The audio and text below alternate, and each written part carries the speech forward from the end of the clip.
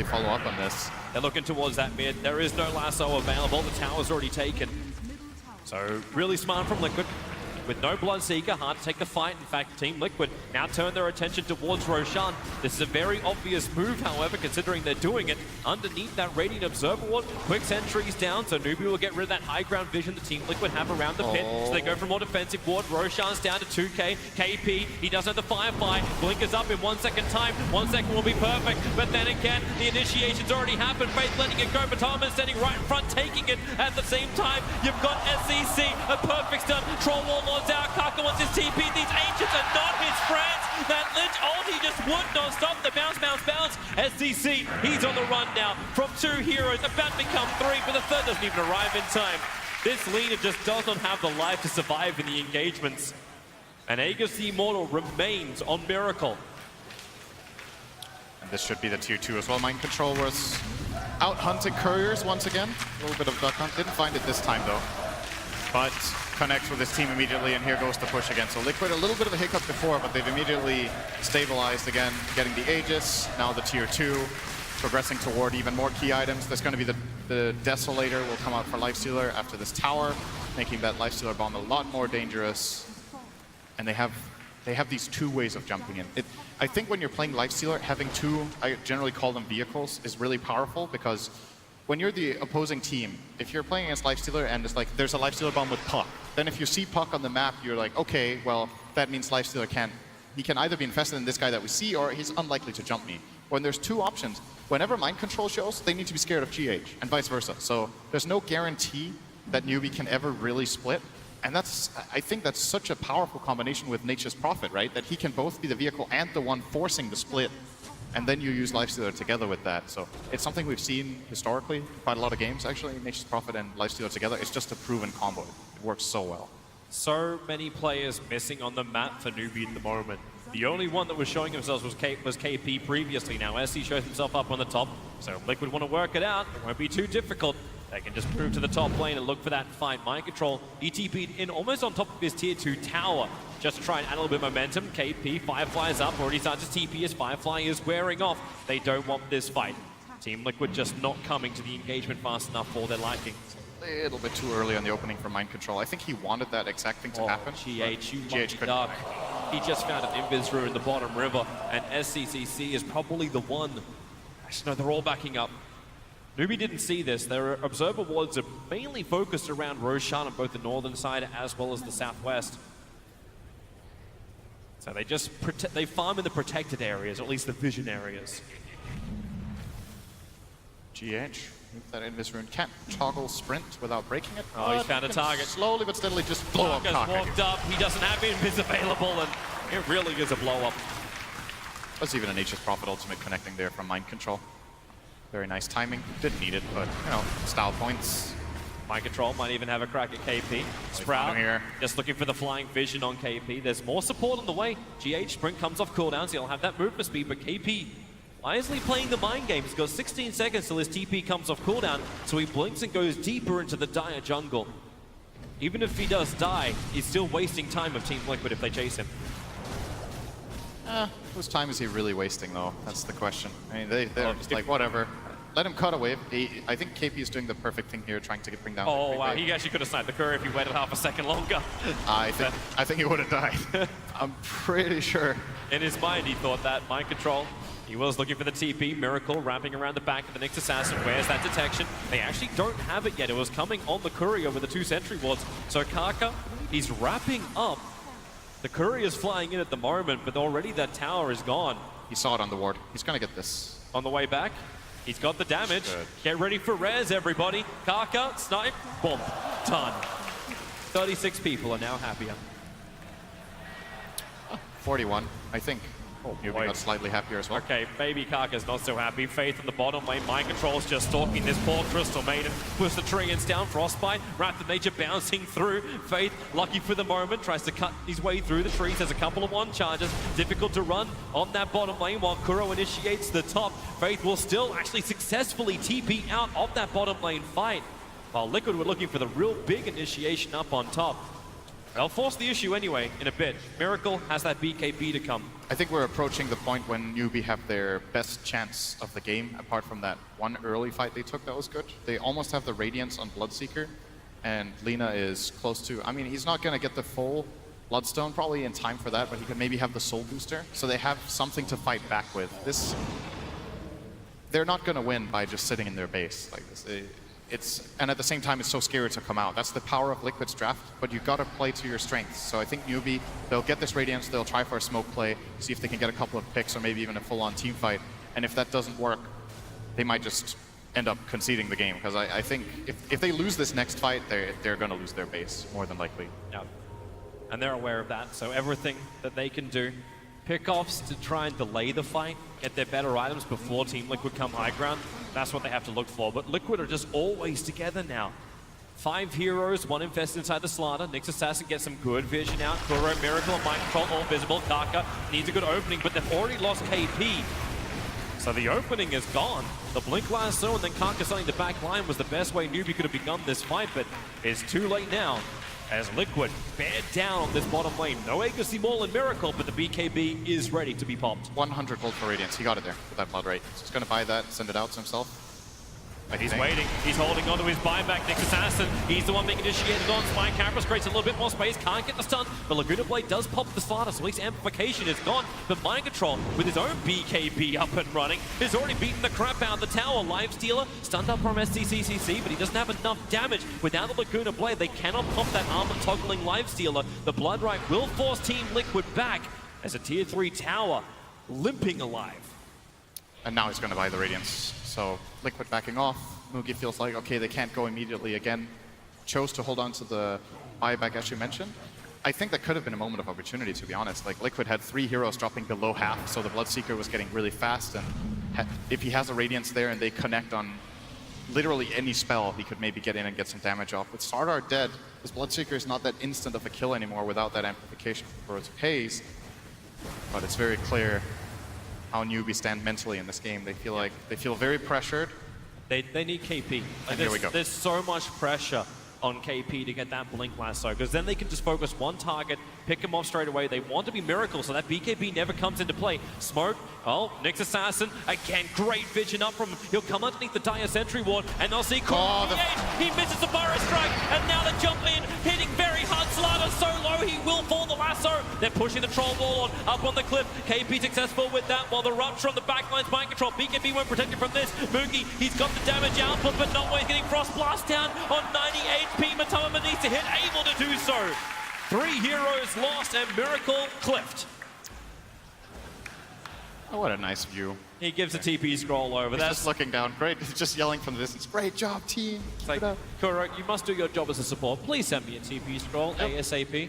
So that fight, I think, could have maybe gone different if Bloodseeker got the last hit, but Lina took the kill, so the Bloodseeker didn't heal up, and then Matoma just walks in and gets that kill. At the same time, though, if this jump from GH connects, I think it's just an absolute trashing. But he was guessing for the Nyx. He didn't have the information. Misses the stun. They instantly kill him. Shrine even actually, look at that. Maiden just gets 2-shot by Lifestealer.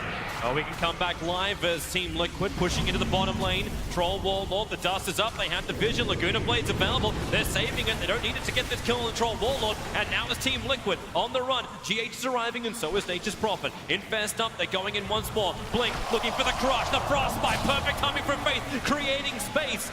Is still the Troll Warlord down. The Courier is the only thing for the Radiant side to die until Faith then follows it into the grave.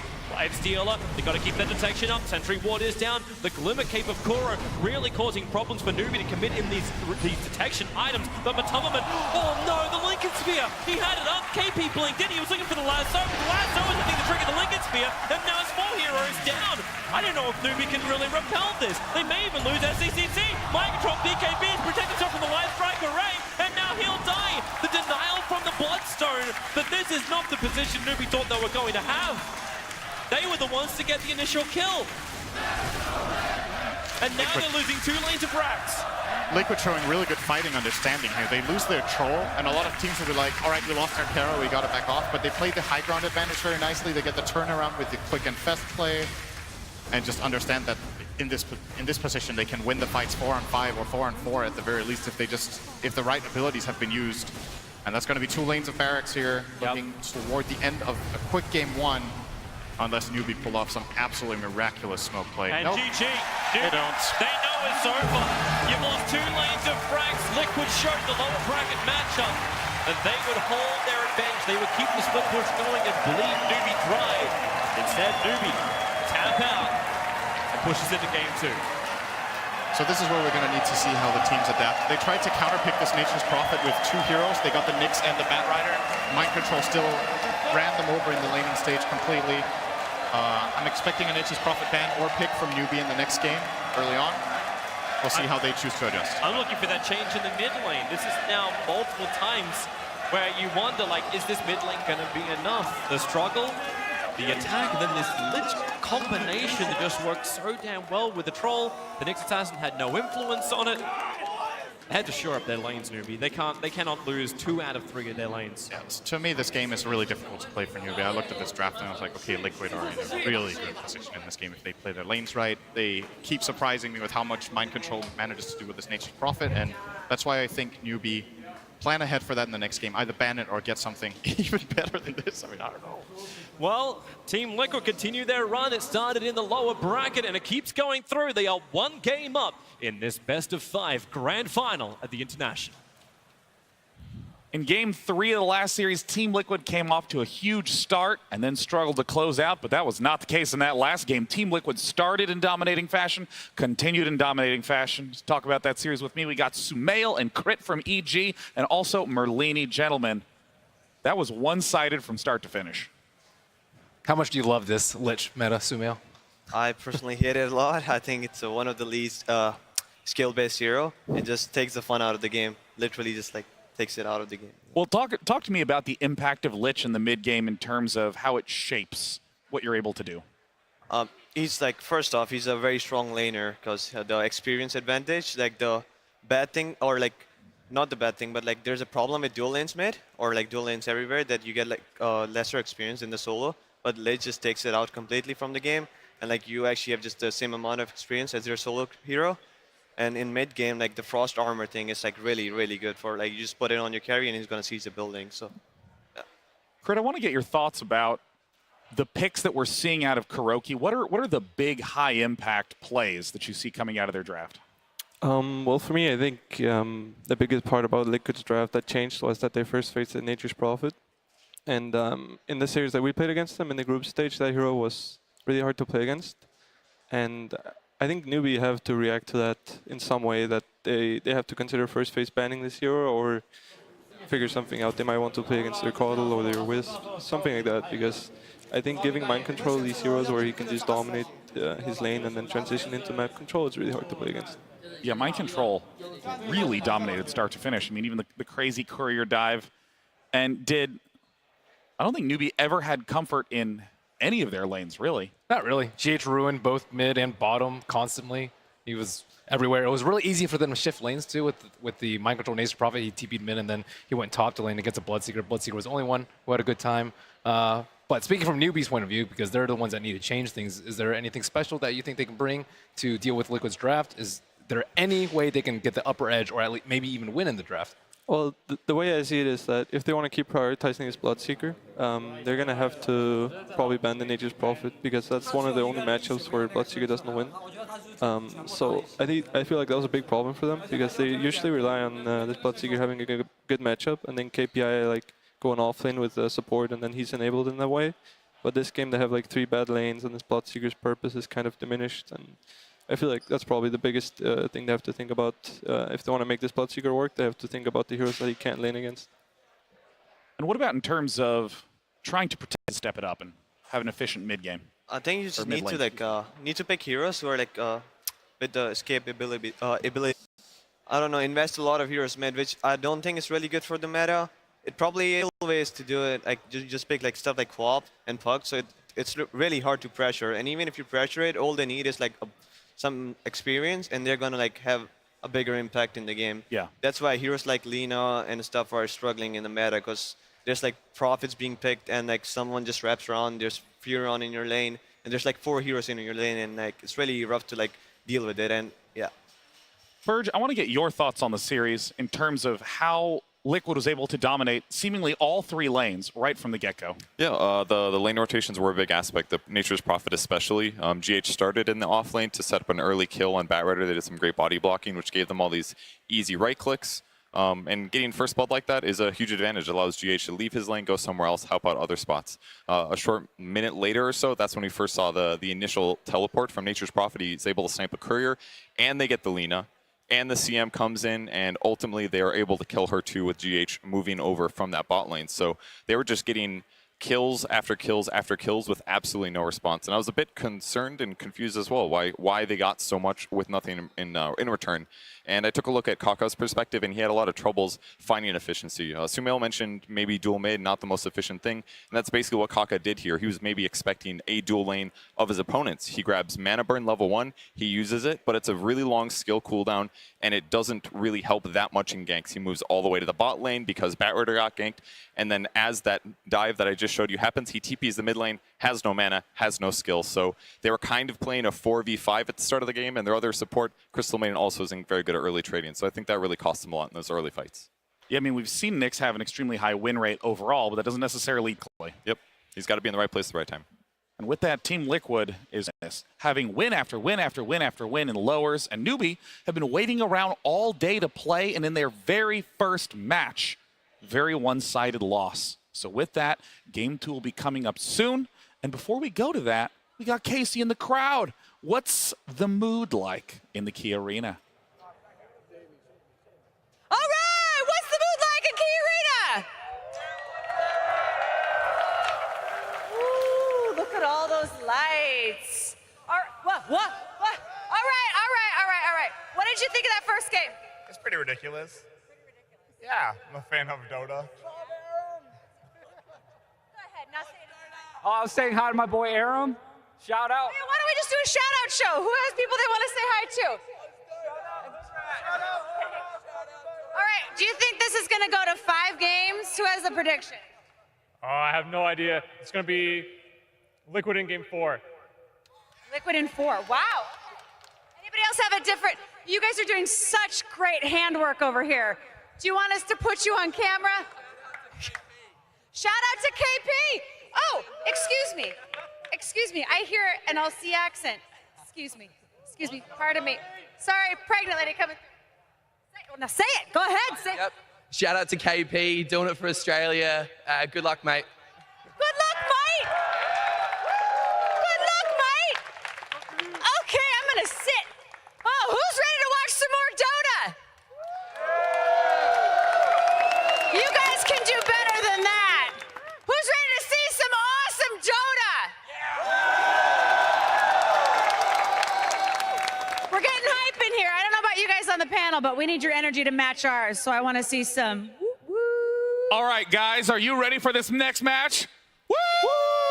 That's good. Yes, that was okay. All right, now, as we're going into this very next game, I just want to ask straight up, what is the big shift in drafting that we need to see out of NewBee? I think NewBee should focus more on mind control because I feel like he's been the best player this tournament. Like he's been super consistent. His game impact is high every game, and yeah, I think all they have to do is just focus on him. And like if you shut him down, I think the games are gonna be like a bit less difficult for NewBee. Yeah, I mean, we've talked so much about the captain, Kuroki, GH on Wisp, and Coddle, Miracle, and Matumba Man keep changing position 1, position 2 roles, but mind control right in the middle has been one of the highest impact players here. Crit in your mind. I think I agree with Simone on this. I think for me, for sure, Mind Control has been the best player this tournament. Even if they lose this series, he might still be the MVP, to me at least. I think a big part of it is something Peter mentioned earlier, was that they played one game where he played Earthshaker, and it didn't really work out for them when he was playing Initiator. I think if Liquid stick to this Nature's Prophets and Beastmasters, it's going to work out way better for them. And I think NewBee have to try and work around how they want to draft for the lanes, because this game I'm pretty sure they had priority and they chose second pick.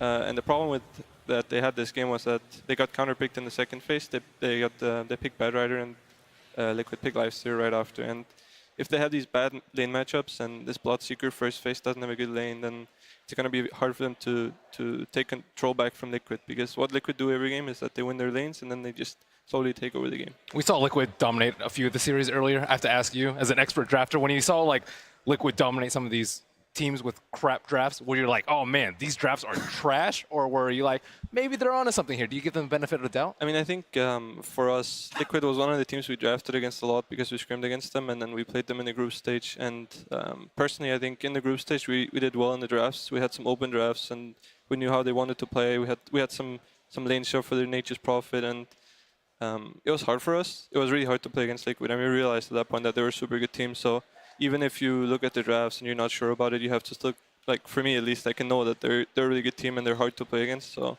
you have to give the team some credit, even if it looks bad in the draft, it's hard. Fair enough. Yeah, I mean, it's been really interesting to see a lot of the Chinese teams kind of stick to pretty clear roles and pretty clear identities as to who's going to be playing who throughout the drafting. And I know EG was really big on these kind of ambiguous drafts where it's unclear. Mirana going mid, is Mirana roaming? You know, what is it that is that a type of style that NewBee could bring to possibly disrupt Team Liquid, or in your experience against them, do they just seem too good? I think NewBee isn't that. It's like they share the same ideas as us, and it's a pretty good strategy, to be honest. 'Cause like we caught almost every team off guard in the group stages, but like at one point teams are gonna notice it, and maybe like NewBee probably haven't like abused that much, but they can still do it, and I think it's like really helpful. Because in Liquid's case, I think Matumaman is their second best player, because that guy plays everything, any role, and he's like excellent on it, and he just doesn't get enough credit for it. So I think they can do something like that, but I just don't know if they have like enough potential to do it, like because Matumaman is like way more talented than Mugi, I think. I mean, it's pretty crazy to think how honestly seemingly impossible it is to ban against Team Liquid. If you start banning Earthshaker and Nature's Prophet, they get Wisp, they get Coddle. You ban Wisp, you get Coddle. We saw first pick Nature's Prophet here. Merlini, do you think there's even a way for SCCC to get online? They just need more special tricks. We've seen them first phase Bloodseeker 4 games in a row. Okay, we need to see more from NewBee in this time. Liquid, we've seen so many different things from them. Games where they just completely ignored Keeper. They've shown so many different strats. Like you have to ban through them in the entire just the entire draft is completely difficult. Well, we've seen NewBee be currently the most successful team in the tournament, getting all the way to the winners final undefeated. So, of course, they are there for a reason. But Team Liquid has had the experience to test their drafting techniques as the tournament has gone on. Can NewBee step it up in game number 2? Let's find out.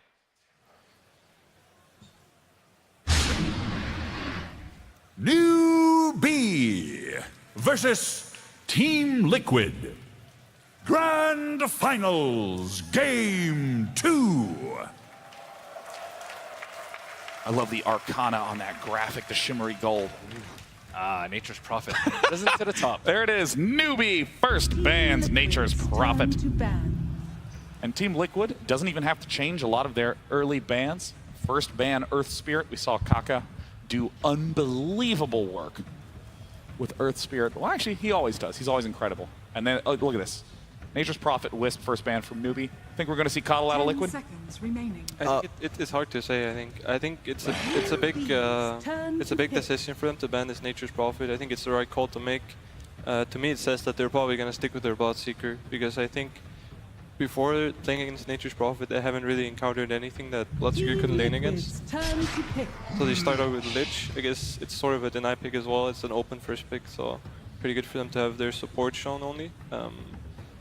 I think it's weird to me if it's actually like this, where NewBee had selection priority in first game and Liquid this game, then NewBee took second pick first game, and now they have first pick. So if that's the case, I assume that both teams prefer second pick. I mean, Team Liquid. You know, these are their two winningest heroes. Just getting them right out of the way right now, you now know you're going to have a strong lane with Venomancer. I mean, that's a great thing about Liquid, in my opinion, because they have just so many things they can pull off the back. Like, I personally think they are the hardest team to like draft against, because their hero pool is just like, they can play almost every single hero in the game, I feel like.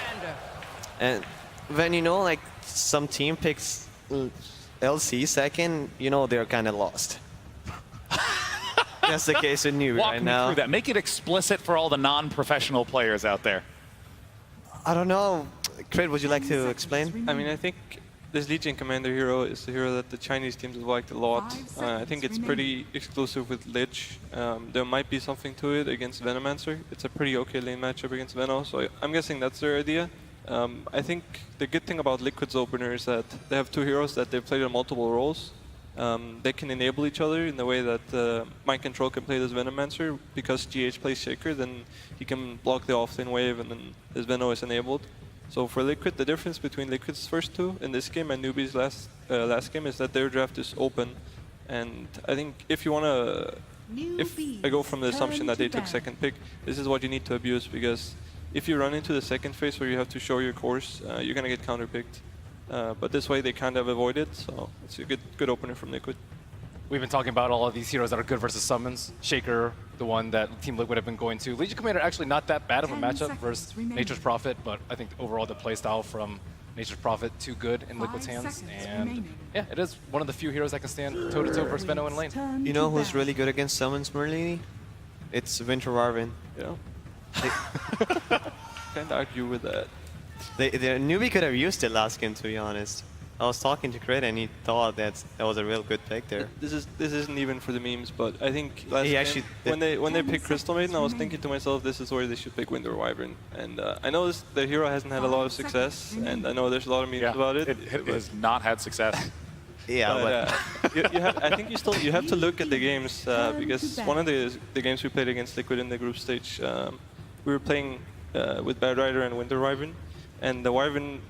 The way it works against Liquid, especially against this Nature's Prophet, is that it gives you a support that can push out waves, and it's also a strong laner. Most supports can't really match up against Nature's Prophet on lanes, but what Wyvern does is that he moves between lanes instead. So I thought it was an interesting idea, but this game obviously no Nature's Prophet, so I doubt they will even be thinking about it. Yeah. We see the Morphling ban, and there was some intimidating Morphling play out of Miracle in this tournament, and well, I guess, you know, fourth ban on the Coddle and on the Dazzle. This Dazzle pick is, this Dazzle ban is kind of interesting to me.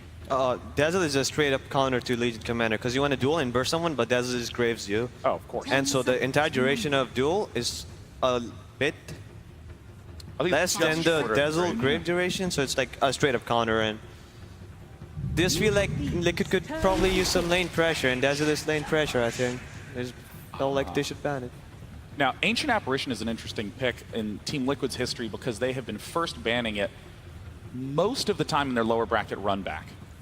Yeah, I think the reason why NewBee banned these two heroes were because they know that Liquid have to pick a position 5 first thing in the next in this phase, because they're gonna probably assume that this Shaker is gonna be GH, but they don't know if this Veno is gonna be, like, which core it's gonna be. They know it's gonna be a core. So Liquid basically have no reason to show a core on this third pick, and they decide to pick AA. It could have been Dazzle, was probably the best option, and then I think they banned Coddle because of the comfort. And then I think AA is just as good as the others, honestly, but it's hard for NewBee to ban out all the good position 5s right now. Now, in terms of those cores, what do you see coming forward down the line from NewBee? What types of cores are they going to be exploring? It could be an AM game. You guys love AM versus Veno. I think so far it's okay. Yeah, but everyone on the team feels like that Shaker is a direct counter to AM, and if you add AA with that, I think it's not the dream AM game. But I think there's a difference between playing AM against the support Shaker and a mid lane Shaker, because what we would like to do against AM if we had Veno and Shaker is that we would put Shaker mid, because the physical burst is really good against AM. So NewBee picked Sanking here, which is what they were probably supposed to do. They needed to pick some position 4 because they don't know the cores of Liquid yet. And this is where Liquid, they kind of have to pick a core, commit to something. It could be anything, honestly. That's a... Actually, I don't know if that's a really good pick. I think what they're thinking is that they don't want this Venomancer to lane against Legion Commander. So most likely what's going to happen is that they're going to put this Venomancer in Mind Control, put him off lane, and then this Necrolight's going to go safe lane against Legion, which is probably a lane that they think is good. I'm not sure how it goes with Lich on the lane as well. Could be a bit hard. So we have some nice ability to catch with Sand King's stun, Legion Commander's ultimate duel. I think from what I've seen from Liquid, actually, they played yesterday they banned AA twice. That was against LGD, I think. I'm not sure. I think it was LGD, but they banned AA twice in the first phase, and both those games they went for some heroes that are like countered by AA. They went for Necrophos in one game, and the other game they went for Husker, I think. So this game they picked the AA and they picked the Necrophos. So they're abusing that this hero is not available for NewBee.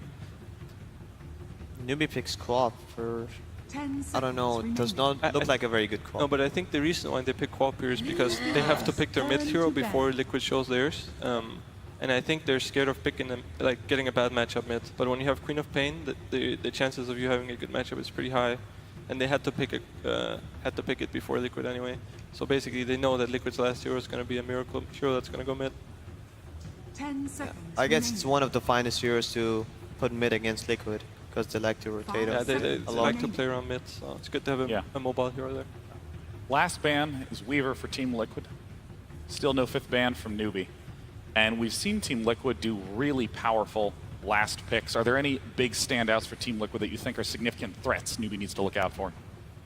I think Miracle might just go and be like, pick me in mid. Yeah, I could see that happen. I think that this is the hardest part when you play against Liquid and they have last pick, is that they have a lot of options on that pick. They can play like most mid heroes mid, and they can play a lot of safe laners mid as well.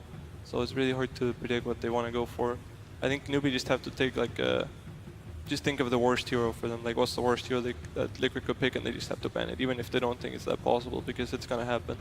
Liquid know what heroes are good for the game. What are some of those worst heroes? It's hard to say this game. I think if you play against this team, I would probably say Anti-Mage, because it's a comfort hero for them, and they have the heroes that can create space for him. It's a decent lane against co-op, so I think maybe Anti-Mage. They ban Lycan. I'm not sure why they would ban Lycan. Yeah, it looks like a really It's a good anti-mage game. I think it makes perfect sense for them because they know this Shaker is going to be support, and they see Necrophos and Venomancer. 2 cores that are not very good against anti-mage. Yeah, once mid-game kicks in, Lich, Legion Commander, Sand King, and Queen of Pain can do all sorts of attempts at ganking, bombing in, trying to get pickoffs, while anti-mage sits back and comfortably farms. Yeah, one thing NewBee changed this game is that they have a lot of lane pressure. Alright. We have seen Team Liquid in this situation before. Their Alchemist against an anti-mage. We've also seen Team Liquid in their last 2 games put up dominating performances in the first 5 minutes. And the question on everyone's mind is, can NewBee pull it together and succeed in Game 2? Let's find out. Take it away, Toby. You know, no team has ever lost the winners bracket quarterfinal, made the lower bracket run, and won a grand final at TI. No player has won TI multiple times, and no brand has actually won TI multiple times. We get to scratch a couple of these things off at the end of this grand final, but who will it be? This draft looks a lot more balanced, to at least give us a good contest. Yeah, I think NewBee made the necessary adjustments based on game number 1.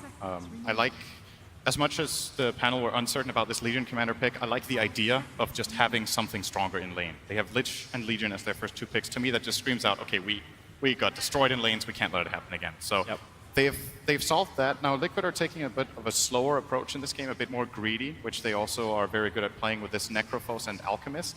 But NewBee, I think, made the right preparation into that last phase, getting the anti-mage pick that the panel thought would be great for Liquid. They steal it themselves and set themselves up for what I think could be a pretty good NewBee game. The challenge here is to shut down the Alchemist. If Alchemist doesn't have a good game, I'm all NewBee on this one. But do they have the right heroes for it? They at least have the Lich. Yeah. It's a start. They had the Lich to at least balance out the lane, and maybe that's when we start to see the movement of Karka being one of the other critical points. You don't have that invis hero like we saw Bounty Hunter messing around with Alchemist in the previous matches in the playoff.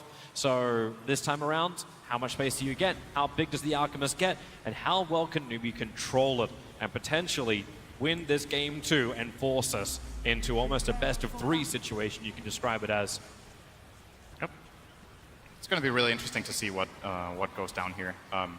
Also, something that NewBee secured themselves in this game that they didn't have in the last game. I think when you have a player like STC, you want to make sure he gets a good start. I think they sacrificed him way too hard mid in the last game. Arguably, maybe they didn't even have a choice, but his lane just went way too bad, and this time they have given him a strong laner in the Queen of Pain, one of his absolute best. The smoke. Kora puts down the Observer Ward. He'll actually break each other's smokes, and Karka wants to go on the run. It is a boots first SK. And yeah, they do throw down the sentry ward, so they're going to give Queen of Pain the extra money and the vision advantage in mid. You wanted SCC to have a really fantastic lane in mid. Now you've lost that observer ward that's meant to gain it, and the other observer ward's already been placed up on the northern side to save mind control on that off lane. And mind control's going to have a hard time against Moogie. Moogie's preparing himself for a lot of damage. PMS and 4 tangos as his way to start that top lane. Yeah, this is, in my book, a very anti-mage favorite lane when he has the safe lane and Venom is off lane. I don't think if this is even just a flat-out isolated one-on-one, Moogie will be able to take control of this lane fairly quickly. Now, something I would like to see Faith do in this game for NewBee is it looks like he's going to start dual offlane with Legion. In the past, we've seen something like Warlock Legion, Commander lanes, Dazzle Legion be very powerful. Oh, I think mind control. You can still blink and get out if you Actually, want. yeah, there's no Gale. I thought for a moment they might have committed that, but mind control. He will. He's looking for the chip damage to start with. That's decent though. Even forcing him to skill blink here is going to make mind control's laning situation a lot better because AM wants to skill mana break and use that Sand King stun to pressure the Venomancer in lane. Now that Kuro is there and they have this dual lane set up, they'll be doing fine. What I would like to see from NewBee is this Legion Commander will get some help in the bottom from Lich. I think Lich should double down on this mid lane. I think they should really try to destroy Alchemist as much as they can. And then if Legion suffers a bit against Necro, then so be it. I think Legion will actually be just fine in that matchup for quite a while. One of the more sustainable heroes. But they look to contest Matumba Man as their first priority so far. Yep. This will also allow KP to ensure his farm on this bottom lane, maybe rushing that timing into Blink Dagger so they can get the jump initiation, control the Alchemist earlier on, because they don't have that straight up initiation just yet. GH has all the initiation he wants, especially with SCCC. He doesn't actually have his Blink available, so runs around the corner. Still a Shadow Strike available, so he can actually do some return damage into GH if he likes. But he's got a creep wave coming, and he wants to wait for it. He wants to do the damage to Miracle. If he's spending mana in this lane, he wants it to go into that Alchemist. Kaka, oh, they're body blocking Kuro. Moogie blinked in front of him, so the blink actually works to get close towards Kuro. Now he has level 2, so mana breaks available. Kuro's on the run, wants to try and juke in the fog of 4, it won't be successful. NewBee, this time around, they'll be the ones to spill first blood, and it goes to an anti-mage. Very good start for the AM in that regard. Has 0 CS, however. Still not a single creep being brought down by Moogie. That's the benefit of this aggressive dual lane that Liquid ended up putting. Kuro will die, but so far so good still for Liquid's gameplay, I feel. The Alchemist is having a good start in the mid lane, and apart from Kuro's death, they're just fine. Matumba, Faith wants to block him. You got the Frost Blast off cooldown right now. Matumba can't make its way back through the tree line. KP, he actually blocked it perfectly, and NewBee, they get another kill onto the opposite lane core.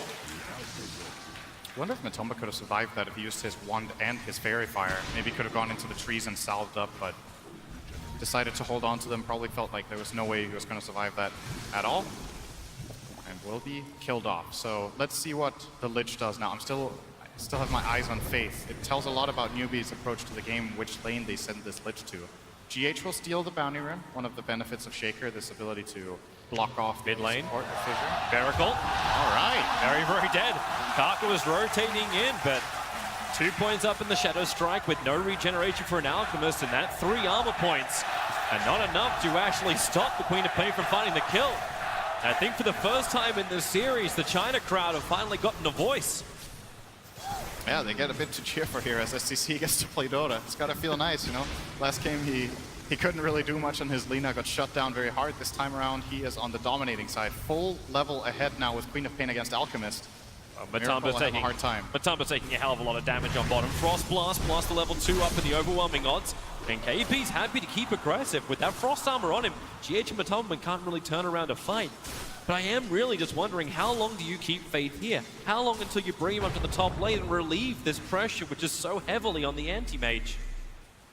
I think AM can fend for himself when he gets a Quelling Blade, but Moogie was forced to buy this Ring of Health first so he can even sustain.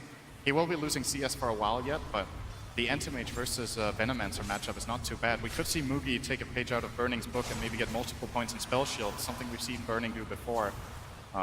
Widely considered the most influential Anti-Mage player of all time, so Yep. And he'll need it against this toxic offlane of Mind Control, and there's double the toxicity. You're running both Orb of Venom plus the Poison Sting on Mind Control. He is going to level up Mana Break though, so still holding on to the more aggressive approach, where if Kaka comes in and has a bit more health than this, maybe they can turn it into a play. Now, top rune?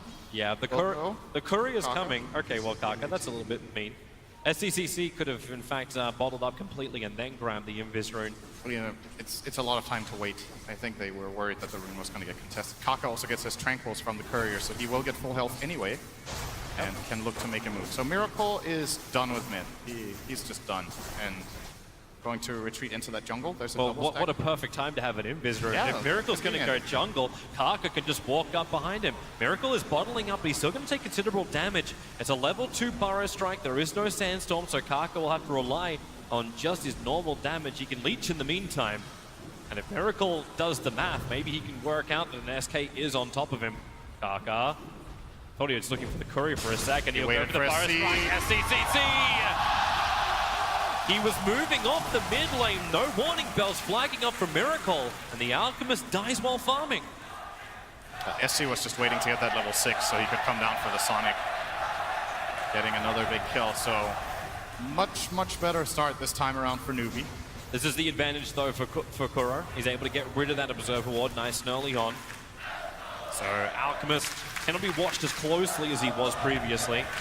He's already gone off the other lane anyway. So look at what Liquid have done to adjust. I don't know if this is the right approach. They've sent Matumba Man into mid because he was struggling bottom and they want the Alchemist to jungle. So this is the lane with the most experience. So they want to have a core there. But this Necro is level 4 and he's going to lane against an almost level 7 Queen of Pain in an already Queen favored matchup. This is almost impossible. Any rotation in from these supports in the Dire will either kill Matumba or send him back to base. He needs to be very careful with how he plays this lane matchup, as KP is just, you know, fine with facing anyone bottom. He's Legion Commander. It's a great lane no matter what. You'll send in another Shaker, a hero that would... Okay, yeah, he's going to beat into Faith. Kaka wants to help him out, but here comes Moogie. Burn him off. They deny him up as well. Mind Control can't even find that kill with all of his friendly Plague Wards around him. They cannot save his life. All right, NewBee woke up, man. This is something else. This feels like the shoes on the other foot. Yeah. Team Liquid were doing this to NewBee in game 1. Now game 2 comes around and everything is going up NewBee. And KP's looking for that level 6. And that's why GH is so scared. He doesn't know when KP's going to crack that level 6 and Duel becomes available. Then the Earthshake is gone. Now the challenge for NewBee in this game is to do something similar to what Liquid did in the last, which is win the lanes and then keep the pressure on. You need to keep finding kills. Since Liquid losing the lanes is okay in this game to an extent because their Alchemist, if he is farming, can overtake the game. But it's going to be a while before that's a possibility, and NewBee will want to get into this Radiant jungle, prevent it from stacking and farming. The smoke gang. Mind Control's dead. He has no way to get back off this top lane. Burrow Strike, a level 1 Ice Blast, and Moogie blinks forward, but the Burrow Strike holds Mind Control in position. He'll get a Gale onto Toothsome, some damage back in return, but Moogie kill secures with the Mana Void. Team Liquid were looking for a gang to go a different direction. In fact, they were waiting on bottom, moving the Ancient Apparition down south to help out the Earthshaker in preparation for KP's attack, but it never came. In the meantime, the Alchemist is still farming. This is the hero to look out for. I say this. Wait, does SC kill mid? He's got Blink and Sonic Wave available, and Matabaman's got 350 HP. If he knew he was here, he would just go for it. Oh, that's a lot of Okay, yeah, sorry. I forgot it's a Necro in mid. Ghost Shroud, 17 sticks. Oh, but still! SC didn't forget anything. He did the math. He was looking at it. It's like, yep, heal down. Nuke up. Yep, that's that matchup for you. Queen of Pain is 3 levels above him. Matumba Man heals up to full and dies from full. So, well, what are you going to do? Miracle is still farming, and this is an Alchemist game. Alchemist is the centerpiece of the draft. He's picked last. They're trying to set up to give him a good game, and he is the hero to look out for. He still is top net worth of 4,400, 4,500, but Kaka and Faith looking to change around the balance a little bit more, rotating down towards the bottom lane. Don't have the vision on GH, the tree line making it troublesome. Mataman also rotating over. He's only a couple of points away from having that level 6. Wants the ultimate, but thanks to press the attack from Kaka, from KP, Kaka can back off. And they're actually bringing SCCC down to the bottom lane. Picking up an illusion rune. Okay, no, he's just coming for the rune only. No one's defending mid. They understand Liquid have numbers somewhere. They want to see where they are first. It's a really good point, though, that there's no bounty hunter in this game. I think that was a very clever pick in that series. Was that the lower bracket semis, I think? In which a team playing against Alchemist, it was LGD who ran the bounty hunter and Ursa. So they countered the Alchemist in lane, and then they countered him in game plan as well. And I'm not seeing the exact same thing out from the NewBee side. They have the Anti-Mage who will like to farm just like Alchemist will, and generally that gives Alchemist more space because that 5th hero can't really join. but they don't have like the scout. So they want to send in heroes to at least get wards out, and that's exactly what Kaka and Faith are doing right now. They found their target. He has armlet. There's no level 6 on the lich. The courier's going to come oh my up. God, And the courier might save it. Fate's attack will follow through. The courier lives on 12 HP. He is actually the one thing that Liquid has that can potentially survive on this map. SC wants to have another crack at Miracle. Chemical Rage will wear off in a second, and Kaka and Faith, well, if you can't kill Couriers, try the Alchemist. That's a good option. Barra Strike forward, SCCC, he does have the Sonic Wave available, another Shadow Strike. Miracle's Chemical Rage is gone. But with the armlet up, they're not taking the chance here, NewBee. They want to keep pressuring the towers and gaining control of this map. He's a very difficult kill now. The fact that he got to this armlet sub 10 is good and very important for Liquid. That's still the one thing they really are holding on to in this game, as their other cores are not having that great of a time. Mind Control has recovered fairly nicely, went for the phase boots in that top lane and max plague wards, but at the same time that also means his mana sustain is pretty weak. He's actually running out of mana now and has to go back toward his shrine. Well, actually, just place a defensive plague, get some nice info out, and Miracle doesn't care. He's gonna run in. Yeah, he's fine. Get off my lawn, man. This is my jungle. This is the area Alchemist wants, but it's warded up very nicely by NewBee. Yeah, NewBee watched to the north as well as to the south, but the funny thing is that there's also... Oh, SC! You got a haste. It's not easy being AA when there's a hasted level 10 co-op coming at you. Well, it's a little easier when you got the Observer Ward down, so SCC thinks he can go on mid. GH in the neighborhood, has Echo Slam available. Wants the creep wave to beat there, however. Now he'll run out. Fisher to start with. Echo Slam! The damage ripples out to the Queen of Pain, but the stun does not. Just barely out of range of that Aftershock. The 300 radius, I think we're talking 10s there for SC, but far enough away for that not to connect. I wonder if it would have even been a kill. Miracle didn't have concoction skill, so I don't know if the follow-up would have been enough, but... You do have that plus we'll 10 strength on SCCC. Yeah, it's the standard co-op skill to take on level 10. It's very powerful. This hero, one of its weaknesses is the low health pool that it has, and it wants to itemize mostly items that don't give that much health in the beginning of the game. So the fact that you can skill this 10 strength talent has helped Queen of Pain a lot in terms of becoming a top-tier pick. Kuro is looking for this Observer Ward, but again, a lot of variation in the Observer Wards coming out. This time is from NewBee. They're a little bit further down, so NewBee can still watch when Team Liquid move further east inside their own jungle. In fact, now realizing that there's only Matumbaman on the bottom, KP has Blink Dagger up. He wants to go for a quick jump, needs the vision on Matumbaman. Their Observer Wards don't exactly see that. And in fact, the Observer Ward from Liquid sees the fact that Faith and SCCC have come to the bottom lane, and Matumbaman hides behind the Tier 1 tower. Liquid are just going to split pressure this map right now with the Venomancer top and 2 additional heroes connecting there. So probably going to see a tower trade. NewBee playing in the Radiant jungle.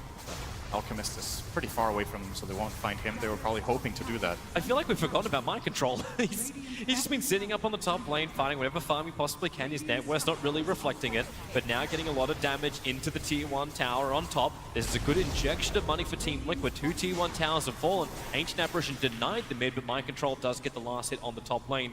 SCCC will try and even the odds by taking the bottom one.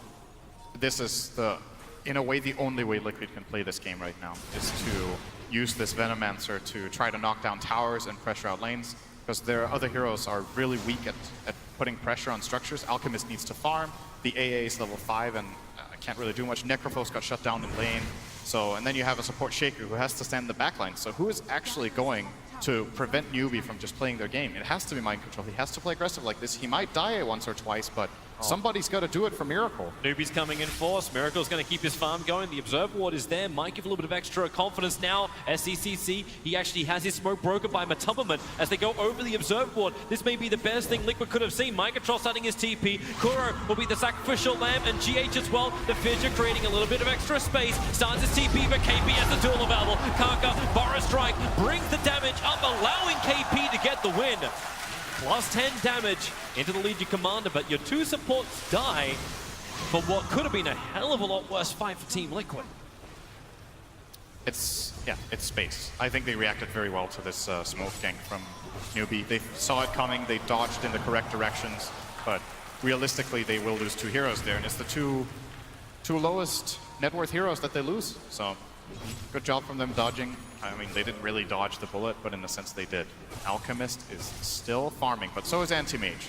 Anti-Mage had a hard start. 14-minute Battle Fury coming in here for Mugi. Skipped the tread straight into BF. Wants to try to keep up with Alchemist's farm. You know, it's a fun game too when the crowd is actually applauding a Battle Fury being picked up on the Anti-Mage. Also, Miracle just Welcome to the new age of Dota. just continuously farming up too. I don't know if this is like a lack of confidence or if he just wants it on him, but he bought the Radiance recipe before he bought the Sacred Relic. It might be some reliable versus unreliable gold thing. Ha, never mind. 120 reliable gold in the Alchemist. Yeah, this guy's been nowhere. Scythe up on top, GH's damage. It isn't enough Big kill. to get the Scythe kill on the Anti-Mage, but the kill does happen nonetheless. And the kill goes to GH, so he's closing in on his Blink Dagger. I think that was the best hero they could get the kill on, better than the Necro. Necro will have an easier time finding the gold he needs, but this will be, for GH, a relatively slow Blink Dagger, since most of the time when he's Shaker, he's on the pressuring team. But in this game, he couldn't really find many openings. It's his first kill, very unusual for him, 15 minutes in. Just smart maneuvering from NewBee. And they keep that pressure up, at least inside the Radiant jungle. KP is farming the close camps, which the Alchemists would love to farm. They're normally the safest on the Radiant side because they're near both the Tier 1 and the Tier 2 tower. The fact that Tier 1's already gone and the SCCC is running patrol around that tower area. It's not where Liquid want to go. Even Mind Control is forced to doing ancient farming / stacking, while Faith, he's standing by himself on the bottom lane, getting all the farm and experience he wants. This is just NewBee owning the map, and now they go for more. The Ice Blast will be nice. The kill already happens, a Miracle will fall. They need a little bit more damage into KP. Neither the Quad or the Legion will shatter to that Ice Blast. GH was not there for that move. NewBee saw a moment of opportunity and just pounced on it right away. If the Shaker's there with a defensive fissure, who knows how that would have gone. But NewBee take all the opportunities. It's a 1k gold lead with a 10k with a 10 kill advantage, but that's Alchemist. If you're ahead against Alchemist minus 16 like this, you're doing pretty well. And NewBee are in a great position in this game so far. I still wait to see just how well this Team Liquid defense can work. Because if it works nicely, if GH can finally get that Blink Dagger, like they're looking towards KP, Reaper's Scythe is available, Ice Blast is on the way, they just have to hold him there, Fissure to make sure if that KP press the attack, the Scythe is down, not getting the perfect chaining of stuns, but the damage output will allow them to shatter KP on the top. But while this goes on, NewBee pressuring that bottom Tier 2 tower, Catapult is there, but so is Mind Control, hiding behind the tower, starting his defensive Plague Wards. Yep. He's almost got Yule Scepter too, and this is going to come up at the same time as the Orchid. Well, the Orchid's already done on the Queen of Pain. At least it's something where Mind Control already has the counter, but jump in, he'll get to use it once. And Venomancer will fall, and the Tier 2 tower with him. So I like this Yule's pickup quite a bit. I think it's nicely multi-purpose in this game. When you get Yule's, you generally don't want to have it only for defensive or only for offensive purposes. It's nice when it feels like you can use it very well for both. Offensively, he can try to counter out the Legion in the duel. He can use it to remove the Orchid defensively against the Queen of Pain. And it gives him, obviously, a way of setting up his team. That this Liquid team actually has very little cash. So even using it to set up a fissure can prove to be very useful at later situations in the game. Also, nice mana regen, you know. Then Benno won't have mana problems for the rest of the game, for sure. 17 minutes is how long it took for the Alchemist to pick up the Radiance. That's really slow. Along with the Armlet. By Miracle standards. It's the 3 deaths and the shutdown of the map. He didn't get to free farm. And worth noting still is he's the only one having a good time on Liquid's team. Everyone else is clearly behind par of what they would like. They just need space, but they're also fearful to be anywhere on the map. Mind Control just ran into mid, threw out the Venomous Gale and put down the Plague Ward, but he's not staying close enough for the experience, something you want to do as a Venomancer, especially when you have that plus 30% experience gain. You need those levels. They're going to need those big wards up. That's going to be a while. It will be. If he gets to level 25, that's a first good step, I guess. I'm wondering if he even thinks about going, because he's already picked up the Yule Scepter, so there's a counter to the Silence, which is out.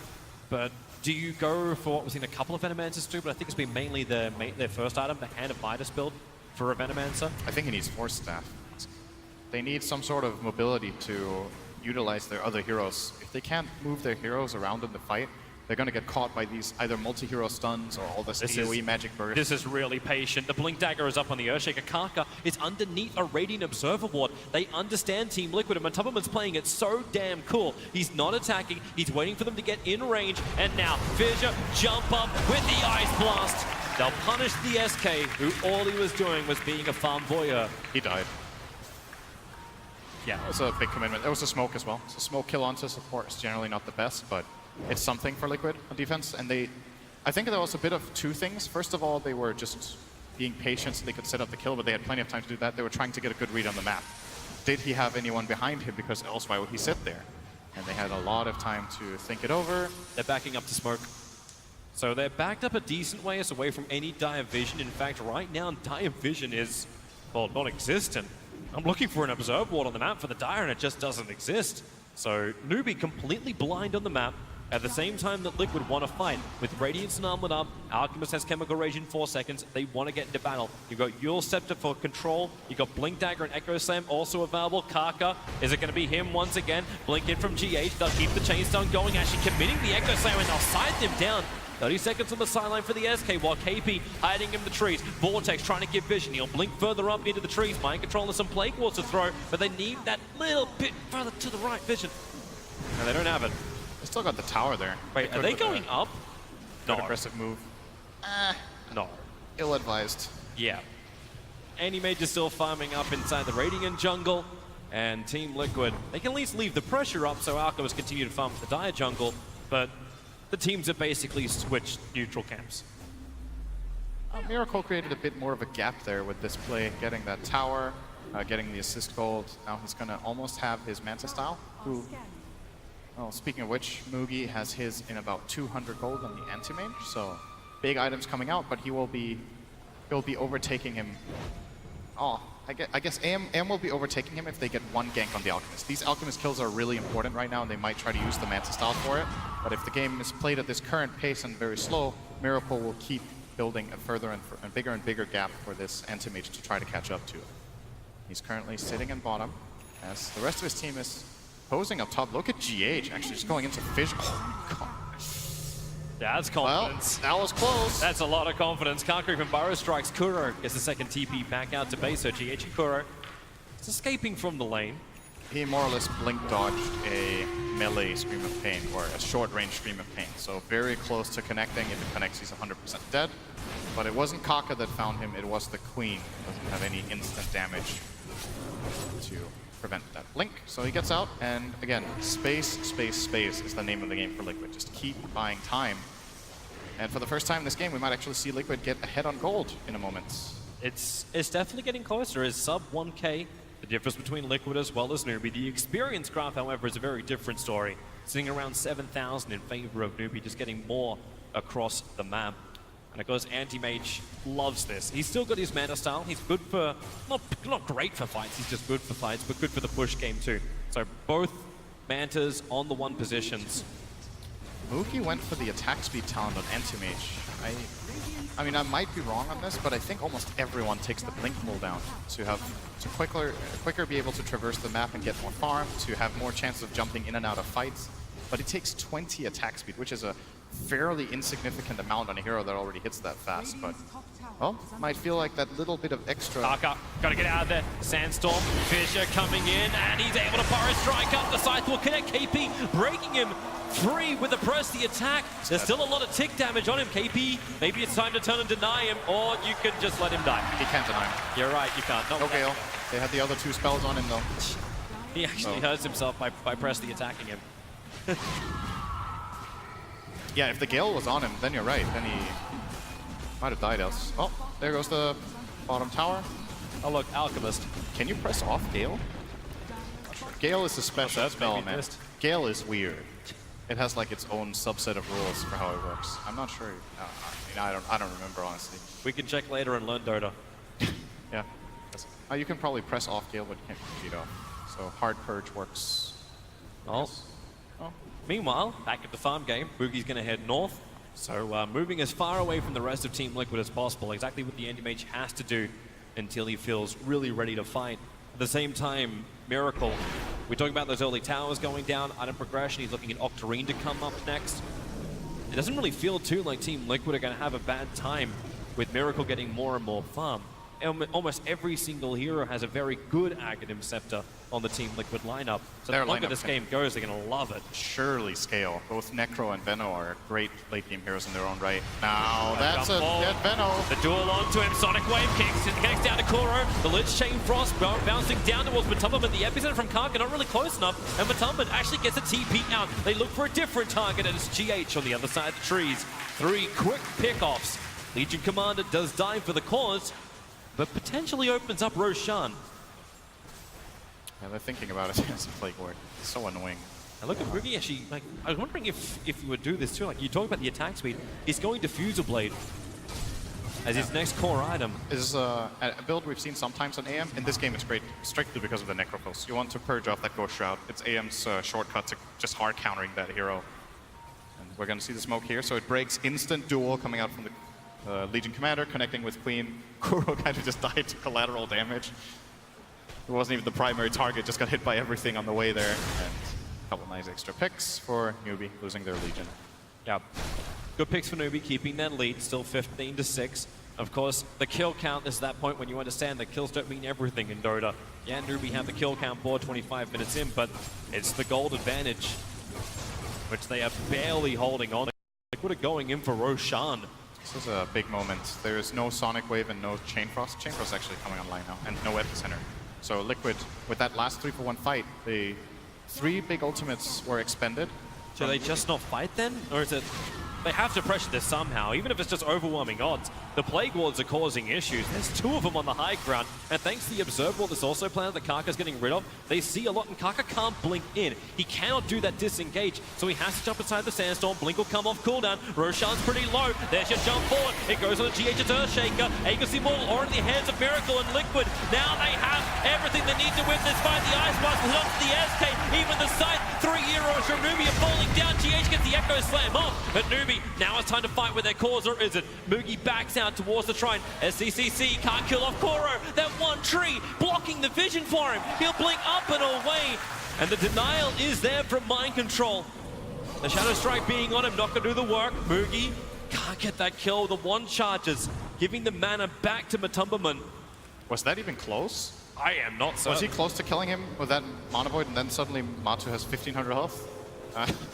I don't think Necro is that broken. So here's the jump. Surprising Karka didn't even go directly into the pit. Instead, he tries to hold back GH. He couldn't blink. He kept getting cancelled by these Plague Wards from the high ground from Liquid, and they are so good when you're taking Roshan. The Plague Ward advantage, they're really helping out Liquid in securing this great play of the game. I think now they're kind of in the driver's seat. They have the Octarine Core and Aegis now on Miracle, and could start looking to siege some buildings if they want to, or keep building up farm, getting some more key items. There's a big item currently flying out to Matumbaman. He's going to get that Linken's that he can also put on the Alchemist if he wants to. But Liquid, like you said, maybe they don't even have to try to win with this Alchemist so fast. Like some games it feels like, okay, if Alch doesn't win, eventually the enemy team will overtake him with good late game carries, but not so sure in this one. So many good Axe heroes. All of the Liquid lineup uses Axe. The Shaker one is kind of funny more than anything, but the other heroes, it's very powerful on. Also to note too, maybe the mindset and tempo change up. Matumbaman originally even bought the entire Dagon and then sold it to then move back into the Lincoln Sphere. So they understand they need to survive early on. They make life difficult for NewBee to get initiations. That's what the Lincoln Sphere is capable of doing. And Anti-Mage did the same. Yep.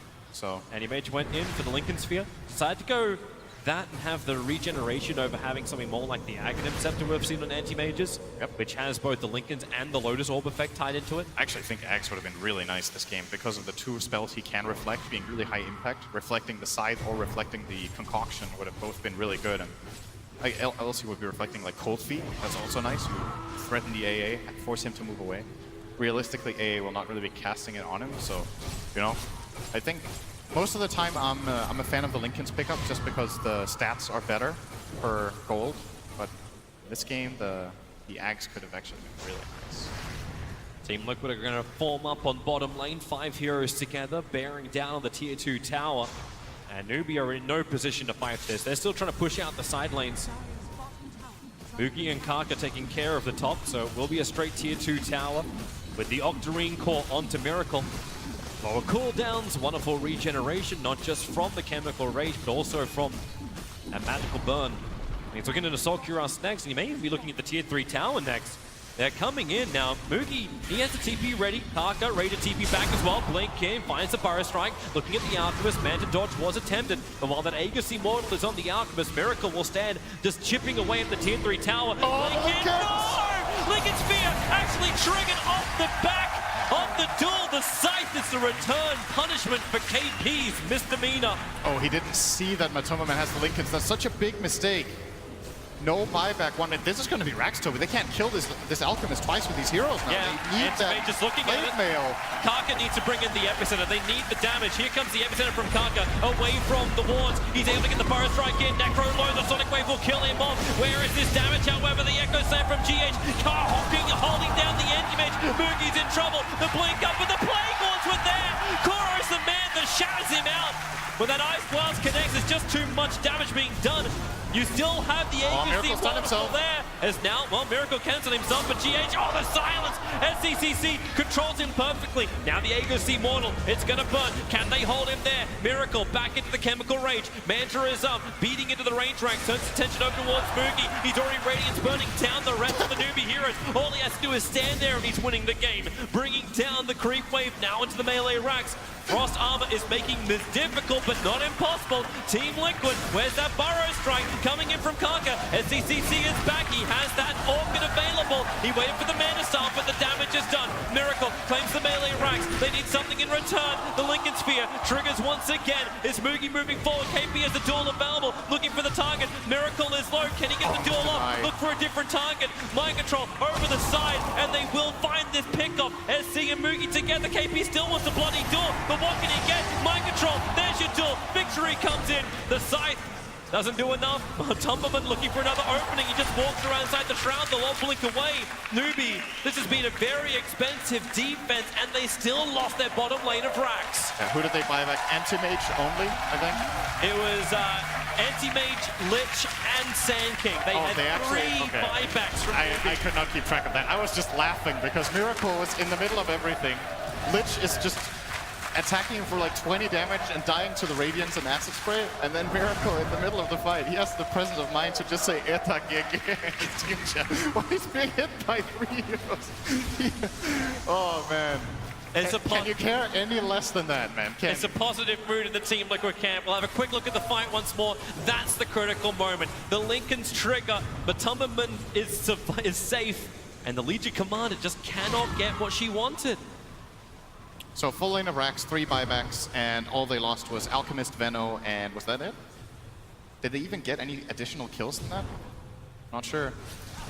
Okay, that's a thing. That's funny. Oh wait, we're playing for 10 mil. There is a decent amount. A lot at stake, especially if Liquid can take this being 2 games up in the grand final. That is a horrible tunnel that NewBee will have to look down. The one when they walk off the stage knowing they're 1 loss away from losing that crown that all these players want so badly. Yeah, NewBee's early game went very well this time as well. That's what they've got to be thinking about moving further. Win or lose this game, the early game went well, and right now it's not looking good. So again, what adjustments do you make at this point for the next one? Do you try to... I think they will have pick priority in the next game, so maybe was it that last pick from Liquid that was the really big problem, that they could get this Alchemist? Could they have banned something different? GH. There's so many picks. Stun onto Karka. Falstaff going to push him up. SCCC tries to create space with the Shiva's Guard. And Miracle's going to stun himself through the Lincoln's protection. Yep. That Dagon is finally on. That Dagon is finally on Matumberman. Level 1. Still a decent amount of burst with Veil. And here we go again. So Liquid are not hesitating at all to put the pressure on. This time there won't be the Aegis Immortal, but he does have an Assault Cuirass, Blink, Burrow Strike, and KP. The duel is out. The Jolly going to bounce around. Mind Control brings it down, but it comes back up again. The side! KP can't survive. He'll lose the duel. Miracle will come in with a plus 14 damage. Looking to try and end this. It's Matumberman with a double kill. And Miracle remembers objective-based gaming. Buyback is there from SCCC, but losing 2 cores already, one of them forced to buy back on NewBee, is already a huge victory for Team Liquid, but they're not done yet. They're going to wait for Chemical Rage and push for the high ground again, knowing that key cooldowns are now not available. There's no Chain Frost, no Blink Duel. And he's just going to go in again. He's going to try and run the back lines. Blink, Burrow Strike, holding Miracle into position. Venomancer almost down the Mana Void. Moogie couldn't get it off. Now the exit from GH will control him. And this will be a huge kill if they can claim him. Andy Manger's falling. Andy Manger's down for 2 minutes. They've lost the numbers. There isn't enough defense here from NewBee without the Endermans, without their big core. They just don't have the damage. And GG, 34 minutes. Team Liquid more than dominating. Ripping apart NewBee at the seams in game 2. It's been so beautiful to watch how Liquid were one game away from elimination and have just slowly discovered what their strengths are as a team. Like, I think Liquid is the team in this main event with the most draft victories. In this game, I didn't feel like they were clearly at an advantage, but they're building the advantages that they can in the given picks. They have so many tricks and aces up their sleeve that they can use. And it just seems like these other teams late in the tournament pale in comparison with what hero pools they have to pull out like this. Didn't Samal say it perfectly on the panel, Matumman? This guy just has such depth. There's so many heroes he can play, and not just play, he's really bloody good at them. NewBee have to find an answer, and they have to find it quickly. 2 games down on this best of 5. They need to drag it back somehow. And this was a game where, remember, NewBee did well in the lanes, they did well in the early game, they drafted to win that. They still lose the game at 34 minutes in. They lost a couple of fights and it just snowballed completely out of control with this last pick Alchemist and just the general buildup of Liquid's draft. They look unstoppable right now. They really, really do. The run through the lower bracket was beautiful. Their run in the grand final is fantastic. As you can see, Liquid have death in store for NewBee. Is it possible? Will there be a whitewash? One more game. One more game. Team Liquid with the 2-0 lead over NewBee, doing the unthinkable, winning all the way through lowers and are now 1 game away from the first place at the International 7. To talk about that last match, we got Ake, Fly, and No Tail from OG. Gentlemen, welcome. I mean, right away, Fly. What a comeback.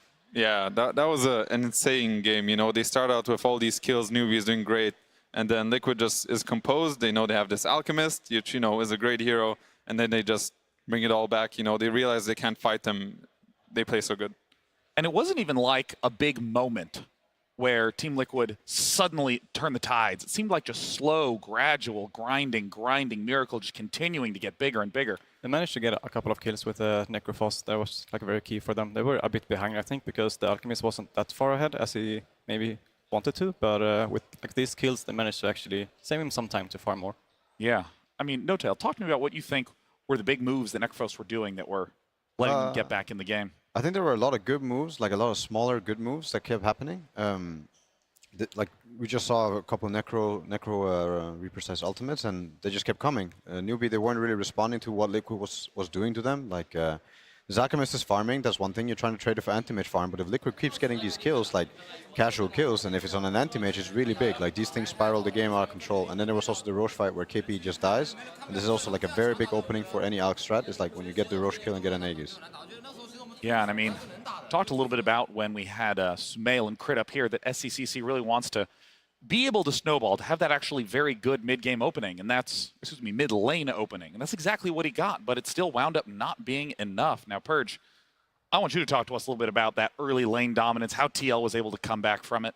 Yeah, it really seemed like NewBee had the upper hand consistently through all of the early ganks, yet they still kept the gold advantage kind of similar. A lot of that was probably Alchemist, but like No Tail pointed out, some of those really crucial kills were really important. And most of this game was about blink daggers, really. Killing Legion Commander when he has a blink dagger and you don't is very difficult, because that means you have to damage him before he uses blink. Otherwise, he's going to blink away as he sees you approaching. So the way that Liquid made all these ganks happen are really interesting. Fissure first to set up the Ice Blast. They use Reaper's Sight to give it enough stun duration so that GH could just walk in to do enough, and that gets him a kill on KP. They did something very similar versus AM. Kind of similar gank here. They need to stun him from ranged with Fissure, use Reaper's Sight to buy time for GH to walk in for stun duration, then he uses everything he's got to guarantee kills. And if they keep killing big cores on the enemy team, that's going to get them a lot of gold back into the game. And finally, the other place that Blink Dagger was really important was around the Roche fight. If you put Venomancer wards all over the area, every time that they attack somebody like Legion Commander, he can't use his Blink Dagger. And because of that, it forces NewBee to go on a bad target, such as like Earthshaker. And by the time KP finally gets in there, Aegis is dead, Miracle can basically just run at his opponents, and they get a big advantage. So this was about the initiators on NewBee not being able to initiate or escape in the early mid-game, and finally the Liquid just got way too far ahead. That's a really great, subtle point you bring up about the Reaper side, that so often people just try to use it as the big damage to get the extended respawn duration. But there were so many times in that opening game when Earthshaker couldn't follow up the Fissure on Queen of Pain in mid because of the time it takes to walk from the stun location to Queen of Pain. And having Reaper's Scythe there to just provide that little extra second or two was instrumental. And with that, I mean, I don't even feel like it was a bad draft necessarily for NewBee. I think NewBee is a bit shaky right now because they actually had a super good early game. They got a draft they really wanted. They got this early mid-game dominance, and then they weren't even able to close out the game. I mean, I think I wouldn't be very happy if I was NewBee looking at that draft, because even though you're so ahead, it actually takes very small slip-ups and you're actually losing that game completely. Because what happens is you actually can't fight these heroes. If you look at it, they have LC, Queen, AM cores. These cores don't really do much together. They're good at maybe splitting the map, getting like an early advantage, but if you're not going to keep snowballing, you're going to lose the game. So every small pickup they got, like Liquid with these clutch plays, which are honestly very clutch, these moves are extremely hard to execute and even think about in the game. Like, we're going to gank this AM by starting with Reaper Scythe. This is like, this is some TI final stuff, you know? This is actually like really well done by them.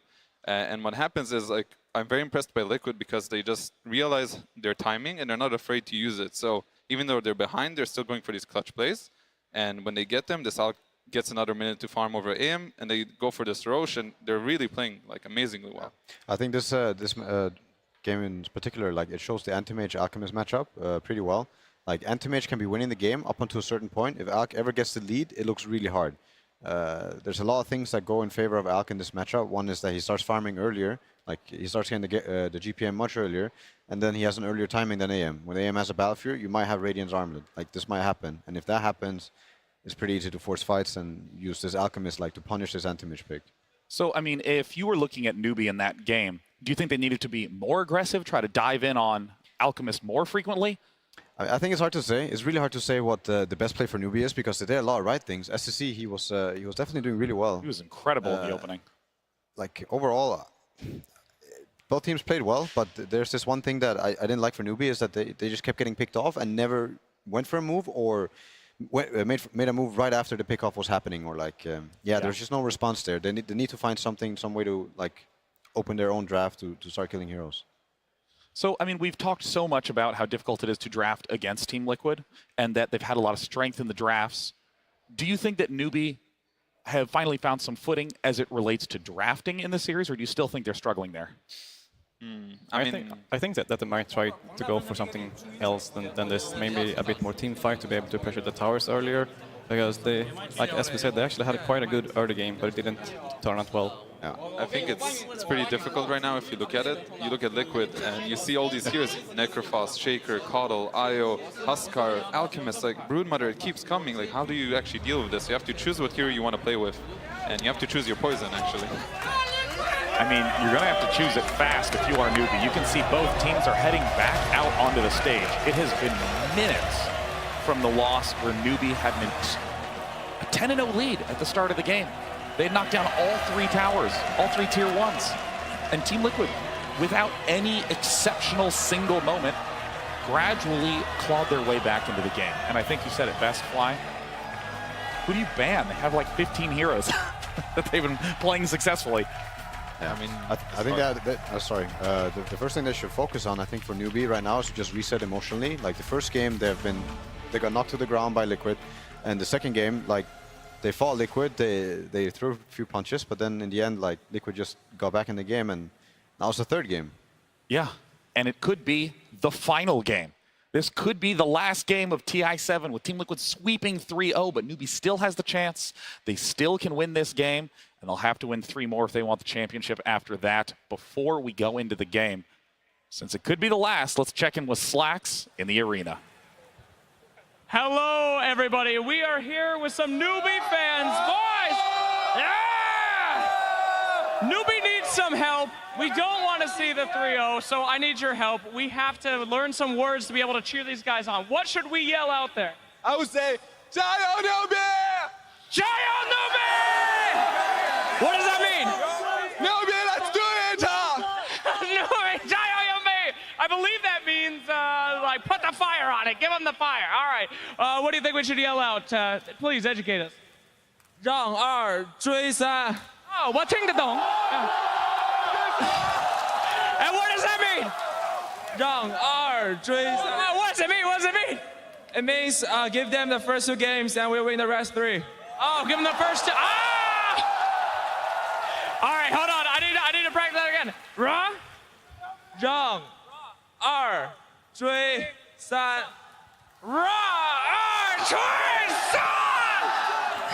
All right, NewBee. We're not gonna get 3-0 today, right, boys? Let's give it up one more time. That is what I'm talking about. They are not ready to go quietly into that night. That means I understand. Back to you, boys. Thank you, Slacks. Sincerely, thank you. That was awesome. Like Chinese is on point. Oh, God, that is incredible. He learns so fast. All right. I think we found ourselves a new manager, Tal. Yeah, we'll bring him on to China with us. You know, I got to ask, how frequently does a team fall 0-2 in the finals and sweep back 3-2? It's happened, but not too many times. Like usually maybe NewBee, like the team wins 1 game now and then the better team wins the next one, but...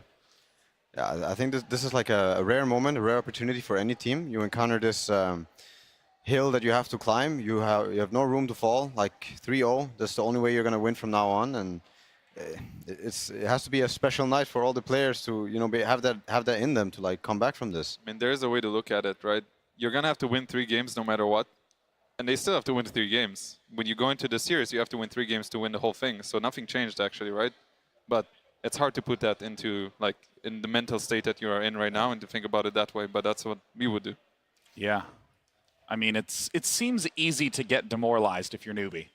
At the same time, if like NewBee actually wins this game and they win the next one as well, then like it's then it's flipped on the other hand. Then the fire is coming. Yeah. So it can go like both ways. I think they're gonna just try to do their best and reset their emotions and not try to think too much about it. I hope they all have the Jayo chat wheel. Yeah, I think it is good to do something in the beginning to kind of get the fire going. So whatever it is, smoke level 1, catch them, kill them on runes, just do something, and then it helps you get into the game like fast instead of just starting in a regular game, playing a regular game of Dota again. Just do something that gives you a kickstart, because that's what you need right now. Yeah, like contesting the first bounty rune. Yeah, anything. Like they can think of any plan right now. There are infinite possibilities you can do at level 1, right? So just choose one, go with it, and get that fire going. Yeah, the worst thing I think they can do is accept a passive approach. I think that is that's rough when you're in this state, that you keep thinking about cutting your losses. Like, this is how you're going to lose half your region at a bounty rune, because nobody's willing to make any play, counterplay. They're taking 3 runes for free now. Like, I agree. They have to be in the aggressive. Liquid did that like one of the games, I think, if it was like yesterday, when they smoked at level 1 and just like kill mid straight away, and just like I mean, now it's a new game. Like, nobody did that to you in the last 100 games, and now it's a new game. Yeah. I mean, is there any mental risk on Team Liquid's part that they start relaxing when they're up 2-0, that they can start maybe relaxing is the wrong word, but, you know, saying, hey, we have a lead. We don't need to take any risks here. Let's just play it safe. Do you expect anything like that to happen from them? I mean, honestly, there's something that happens sometimes when you kind of see the win already, and you might rush things, actually. And this could happen. It also happened to us before when we were playing and we were in 2-0, and we're like, we see the victory, it's like so close, I want to grasp it, and then you might start slipping up and making mistakes you normally wouldn't, rushing things or being too afraid or playing risk-free. But so it is something to look out for, you know. They might see it already and overthink it, so. Well, this could be the final game of TI. NewBee are down 0-2. Team Liquid has made an extraordinary run, winning 6 consecutive series to get here, and I really would not be surprised to see a 3-0 from Team Liquid. So if you're a Liquid fan, if you're a NewBee fan, let me hear you make some noise. It's time for Game 3 of the Grand Final. NewBee versus Team Liquid. Grand Finals Game 3. What will NewBee bring to this draft? We've seen Team Liquid be so impossible to draft against. And once again, it's Nature's Prophet Io, banned from NewBee, straight up picking into Earthshaker. They actually steal the Venomancer this time, going to the Rasta as well. So it's quite a different approach from the other games. Yeah, I see. I like it. Is the Coddle coming though? The Coddle's out. They tried the call and shaker the other game, which didn't really work out for them when Mind Control was playing the shaker, so they might still do it, I guess, but... Yeah, I think Liquid's momentum that they managed to build up this tournament pretty much allows them to do whatever they feel like. I don't think it's as easy to call. Like, they're not going to go back to some comfort picks. I mean, they can go for the Coddle, but they might be more likely... Like, I think they're very likely thinking about a lot of heroes right now. I think they feel so confident. They're throwing out all their ideas. Like, right now, they might be too hungry for the win, but they're definitely like looking at everything they can do, or a lot of things that they can do. Yeah, they have a lot of choices here. I mean, they choose the hero that's going to set them up for the whole strategy right now. It could be anything, really. Yeah. The Venomous is a quite good pick against Shaker, though, to be able to cancel his daggers throughout the whole game with the Venom wards. The double ward strat, it's also something. Yeah. The more wards you had, the more pressure. Wards you have. It is. I mean, it's a concept. It's like when you have so much in front of you, you can't deal with it. So you need Pug now, and then you have a Tombstone. Yes. Kind of like, it's not exactly ward, right? It's a big ward. It's a thick ward. It's kind of interesting to see NewBee saying, well, you seem to have a good sense of what heroes to pick. Let's go ahead and pick some of those. Captain Kuroki trying to guide Team NewBee. Liquid's taking a sweet time, though. It's like, how do we counter Venomancer? Yeah. I mean, Venom is an interesting hero. All right, let's see what we got here. Lich, all right. All right. Very non-committal. So, yeah, that keeps things open in a lot of ways. It gives them a lot of laning possibilities. Lich Shaker is very good together. I think they're thinking Lich Armor a lot for the tower, too. Right, that's something as well. I think they want to get Morph as well, because Morph is one of the heroes that are very good against Venomancer to be able to kill the Venowards, and as well as to get away from him. Maybe they wouldn't feel like banning a NewBee that they have a Hex. I know most of the Chinese, they love having their Hexes against Morphs, not just for the Replicate, but for the hero itself and all these elusive heroes. But no, definitely, I see the Morph. There's it is. Actually called it. Honestly, there are so many possibilities for Liquid. I feel like it's so many years. Although there's something to look at, that it's Kuro playing the Lich, right? So it's unlikely they will Dazzle or Oracle into a Huskar. So that's something you have to consider. Alk is still out there. I've seen the GH Dazzle. Was that a success or a failure? GH Dazzle, actually. I think I've seen it. Maybe I'm wrong. Axe out. Okay, so they might be thinking about one of these joggers. Or Troll Warlords again. They've been running some Troll Warlords this tournament, and Axe is a pretty good hero against them. It's also a hero NewBee had success with getting into the Grand Finals. They played this Axe. So one game only? Work. I think it was 2 games. Actually. Okay, well, really? 2 games of Axe? Yeah, I believe so. I didn't manage to catch the series. Well, there's also a problem for Lich. Even though the armor is very good for the towers against Rasta and Veno, he also doesn't enjoy being pushed over by these heroes early. The Alchemist gets out right away. Tide ban. Okay, Liquid. I mean, they kind of know what they want already. You can tell by the way they're banning. Like, they have this one thing in mind that they haven't stopped. I don't really like the Alk ban necessarily, because I do think they have a fast lineup that could have played against it, and I mean, it does show fear. But more importantly, I think this Axe ban doesn't suggest Alk. Like, this Axe ban suggests something else. Alk Brood? is yeah, Brood maybe. Brood. It opens up like both Tide and Axe are very good against Brood, and now like they actually Brood through because they have to ban this Morph and maybe they're thinking Alchemist. about him. Yeah, and now they kind of prepare for it with the Sanking to be able to kill the Spirings. So do you think this is going to be a Moogie Veno, or? I'm gonna say if they're keeping it open, it's gonna be probably SEC or Moogie playing that. And I think this is just gonna be dual support. I mean, Kaka obviously amazing Sanking. I wouldn't be surprised, but it does look like they are setting up for a Broodmother. Seeing these 2 heroes, they actually suffer a lot. Sanking is a little better, of course, but it would give them such a laning possibility that it will be very hard for NewBee to answer.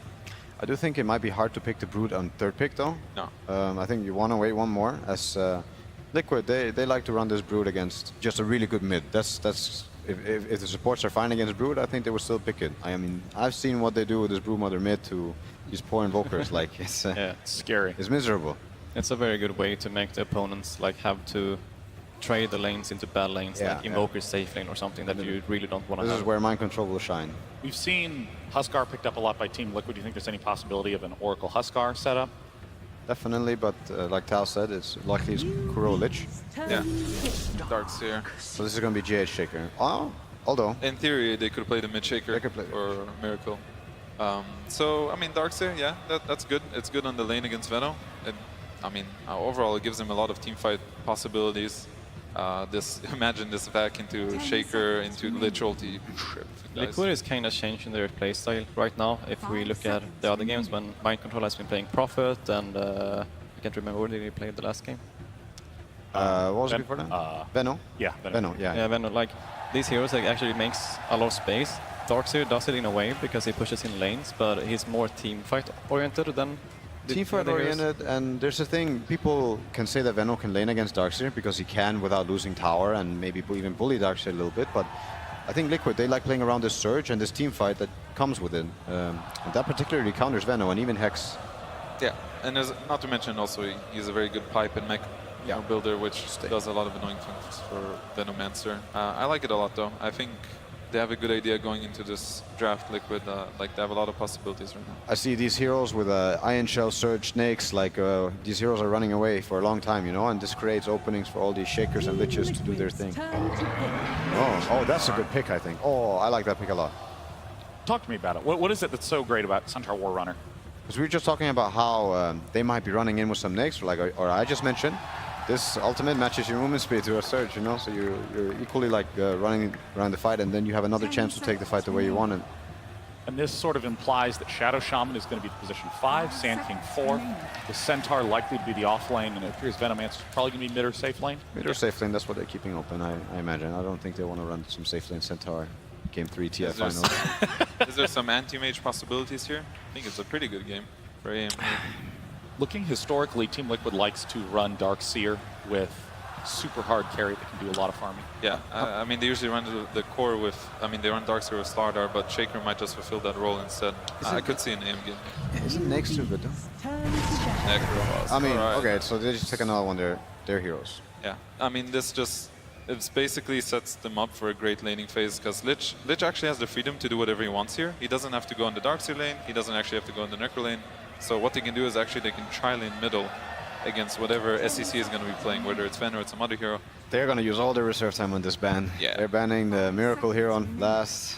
That's probably going to be somewhat of a hard carry, or active hero at least. Yeah, are we thinking something like Alchemist again, or Anti-Mage for Team Liquid? I mean, Alk is out. There's the Anti-Mage. Oh, of course, yes, that was one of the first ones. I don't necessarily think Anti-Mage enjoys playing against Centaur, like on the lane especially, and I do think if you they ban it anyways, so not much point. What about the Troll? Is he banned? Yeah, I like Troll for Liquid, because if you look at it, what they're missing right now is a way to take objectives, and Troll would give them that, like someone to kill towers, Roche, whatever, because you need that in the game. And meanwhile, for NewBee, you have Venno and Rasta, so you have everything covered, right? Yeah, what do you think is actually missing for NewBee? What do they want to fill in on the powerful last pick? Well, they have the last pick, right? So they get to see, and we could assume, I guess, there's going to be some Troll-like hero. I think it's likely there's some carry. I can see the Troll. They're gonna let win the game, and he needs to be able to take Roche. Invoker is the ban. All right. I suggest the Necro's mid. Like Necro is not the best hero against Invoker, but it is a pretty good matchup for Necro. Maybe they're looking for a mid hero for a Miracle. I like the Necro against Centaur a lot. I think they're they're looking at probably it. looking at that. I mean, the Troll has many good matchups middle, so I don't think they were too worried if they pick it, but we'll see what they do here. Yeah, not much time left. Team Liquid only has 1 second of reserve time. Juggernaut, right? Oh, I like him. That's a similar type of role that he fulfills, where he hits towers, he can carry, he gives you the objectives. It's another way to team fight, and it can be very good against Venomancer as well. The sustain that they have now between Darkseer, Necro, and Jugger actually completely destroys what Venomancer wants to do in the game. Do you think that Jugger is going to be mid or safe? That's the thing. I think they like it because the option's open. They can decide on this pick. So NewBee has an even harder time picking. And I guess both Jugger and Necrophos are quite good against the Centaur on the lane, right?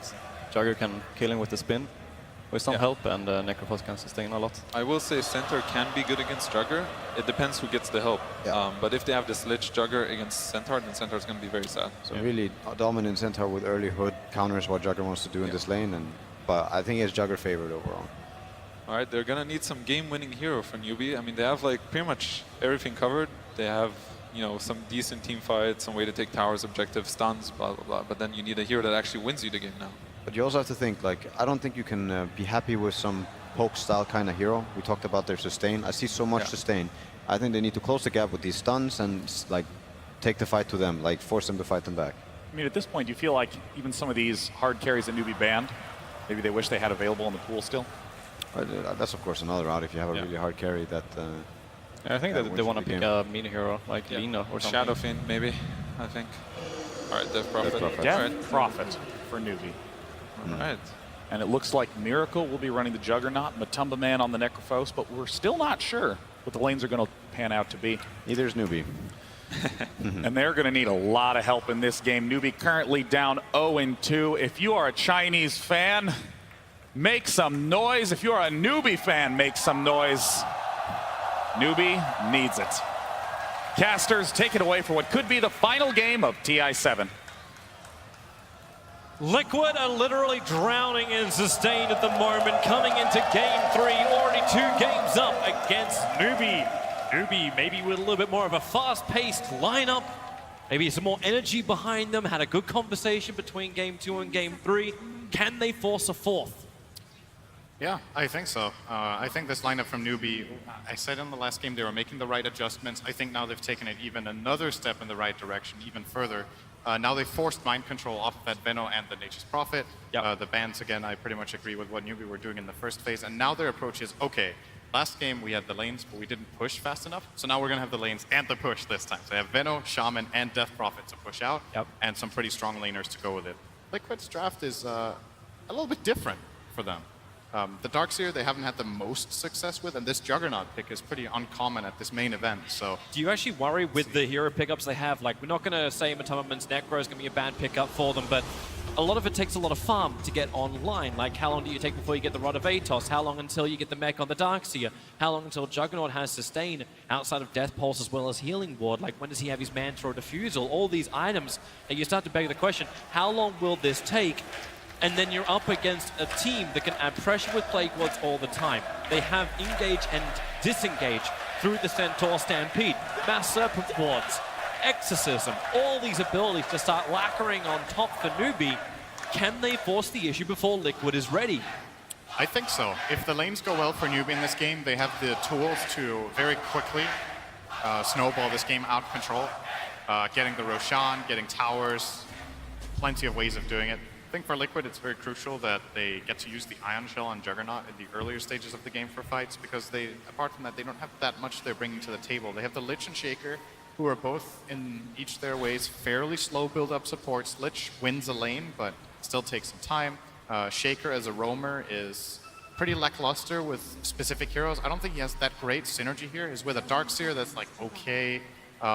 The Necrophos mid he can't necessarily kill with, and then the Juggernaut is possible, but difficult, right? So I'm looking for Liquid's lineup to struggle to find kills early, and if NewBee can capitalize on that, finding their own and this time push and not face an Alchemist late in the draft, this time they can actually convert it into a win. I think this is NewBee's best draft for the finals. If they can't win this game, then Liquid is just hands down the better team today, like by quite a lot.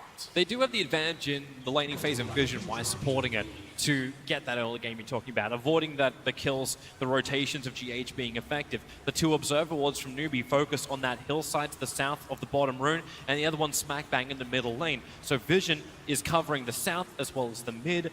Earthshaker, he wants to rotate up towards top lane and try and kill off the Centaur. Warrunner, good luck, it's going to take you some time to do it. So they're feeling very secure in that lane. In fact, they're even going to run a double lane. Karka as well as KP are together, so they have a double stun lineup, which should be very, very effective against Miracle. They just have to keep Miracle away from the lanes, and Karka already doing it. Burrow Strike, Wolf Stomp, they're dropping the Juggernaut down to 1/3 of his life. If Karka can get this body block off as well, Miracle trying to create a little bit of space. NewBee, Miracle has to be forced into the spin. You got a secondary Burrow Strike. They can go under the town, but they won't do it. Healing Sound plus Tango being burnt by Miracle. He'll stay safe under the tier 1. Good initial pressure from NewBee on this lane. Oh, wait, keep trying to connect up. The fissure was raised, but not thrown. There's no kill potential in this mid lane. SCC can't die to these 2 heroes. There is just absolutely no way unless he completely screws up somehow. So GH is just trying to do whatever little he can to just pressure SC and force him to use some regen. That fissure did pretty much nothing, and SC is having a good time here, forcing Matumbaman under his tower with this double wave. And now GH is like, okay, not really happening in mid. I'm going to move toward top. Karka. Maybe there's an opportunity here. Good fissure. With the Frostbite and the last attack from Kuro, flying over the rock wall. First blood spilt, very, very aggressive. This is what I'm praising GH for so much. It's that game sense, like he goes mid, just shows himself. NewBee are like, okay, Shaker's mid. He vanishes from mid. immediately goes for this play that is, the way I see it, his only kill on the map is this exact hero with this exact ally. It's very specific subset of things that need to happen, and Liquid set it up beautifully and get themselves first blood on the Lich. So Kuro getting some fast boots out, and we'll have plenty of money to take care of courier duty as well. It's another fissure mid from GH, has the Arcane Rune, might as well be a little bit annoying with that.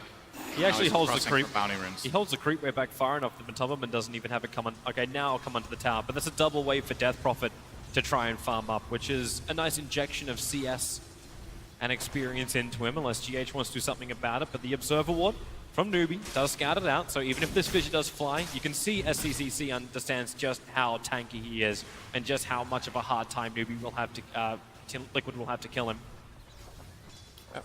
GH at the same time, recognizing that the bounty runes cannot have been picked up because all of NewBee's heroes have been showing, so he goes and takes the enemy bounty rune first.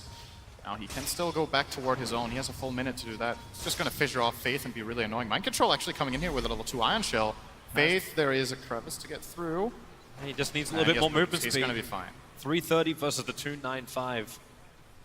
Good for a Shaman to have those early boots to keep the run going. Still want to keep my eyes pretty closely on mid. I know it's mainly because we've had the Earthshaker rotating around, but this is the time when Kaka finally moves off the top lane. It is daytime, which makes it difficult for him to close the distance. There is no Dire Observer Ward watching this mid lane. The GH is back. Faith is here as well. Everyone's prepping, apart from Kaka, who's just having a one-on-one battle with Kuro. But GH has to be careful of where he is. Faith comes up, the Observer Ward is there, knows what he's up against, and everyone's just going to run away. But this is a lot better start for NewBee when you look over it like, yeah, okay, you gave away first blood. But Mugi's getting really good farm. SCCC's getting really good farm in the mid lane. KP's finding experience on the off lane, so that Stampede arriving at an earlier time is great for NewBee to disengage from Team Liquid's aggression. He's getting good CS as well on the Centaur. I think this hero can fall flat a lot of the time. I think it's really weak without any items. Like, there's a lot of other offlaners this patch that deal better with being put under pressure, but Centaur really needs like that Blink Dagger to start having an impact. And then you compare it over to the Darkseer, where sure, if you don't have the mech, maybe it's not the best hero, but you can at least utilize your team with that Ion Shell. All Centaur really offers is the Stampede, which is nice, but it's an ultimate, so you know, then you're kind of a walking ulti at that point almost. It's a bit hard to get as much out of your hero. So it's very good news for NewBee that all three of their cores are getting good farm. Kuro's trying to get that aggressive Observer and Sentry Ward down behind KP. Either that, they run in towards the mid. Faith able to reveal out Kuro and GH, both Frost Blast and the Fissure being committed. Faith taking negligible damage as Matubberman wants to go underneath the tower. Kuro does put the Observer Ward down. A quick ping came out from Shaman saying that he's around here. He's trying to see if he can get eyes on Kuro and see that he used the ward, but he might just assume that was the case. See, there's no He'll get vision now. He's walking underneath an Observer Ward. Right. So yeah, they're pinging, and they pinged exactly the spot of that Observer Ward. Essentially, it is a guess. Kuro could have also put it on the cliff to the left, but it seems like NewBee guessed right. Let's see when they get a sentry out for this ward. That ward is very good. Probably one of the reasons too why they scanned. Like they scanned on top of the camps, just to the north of that point. So trying to work out if he ran over the top of the Ancients or not. So fairly quiet. They got Faith up here as well. They're looking at Miracle. Now, do they actually? They don't have the Hex. Okay, yeah, that'll work. Kuro, the Shackles available. Okay, now that Hex is up. Level 3, he was holding onto it. KP with a double edge. Be Faith that takes the kill. So a good movement up from NewBee. They'll get a support at exactly the same point they lost their support. Boogie's having the greatest time in the world on bottom. 21 denies and 33 last hits. This is still a good Darkseer lane, though. Mind Control on this hero has had a really high impact in a lot of situations in a lot of games, and it fits very well into Liquid's playstyle of just being able to shove out lanes to get information. So the fact that Darkseer is getting this many levels and farm is, you know, it's still a farm Veno for sure, but Mind Control top lane definitely getting his. Miracle, where's that follow-up? Have they got the stun? They do, so there's no spin available with Spirit Siphon. Miracle just has to tank the physical damage, which he cannot do. Great movement up from SCCC, and they can bring that Exorcism to bear on the Tier 1 tower on the top. Definitely going to go for that here. Now that he made the whole rotation up there, they're Oogie. Even trying to surge GH away from that fight. The Observer Ward from NewBee, seeing Kuro moving to the top, Kaka and KP, they've already set the trap, starting off with a double edge, but no, he attacked first with the Frost Armor, slowing up Kaka. He doesn't have the mana anyway, so he cannot get the Burrow Strike off, but is allowing SCCC to attack into the tower. So that's the more important thing, the creep skipping.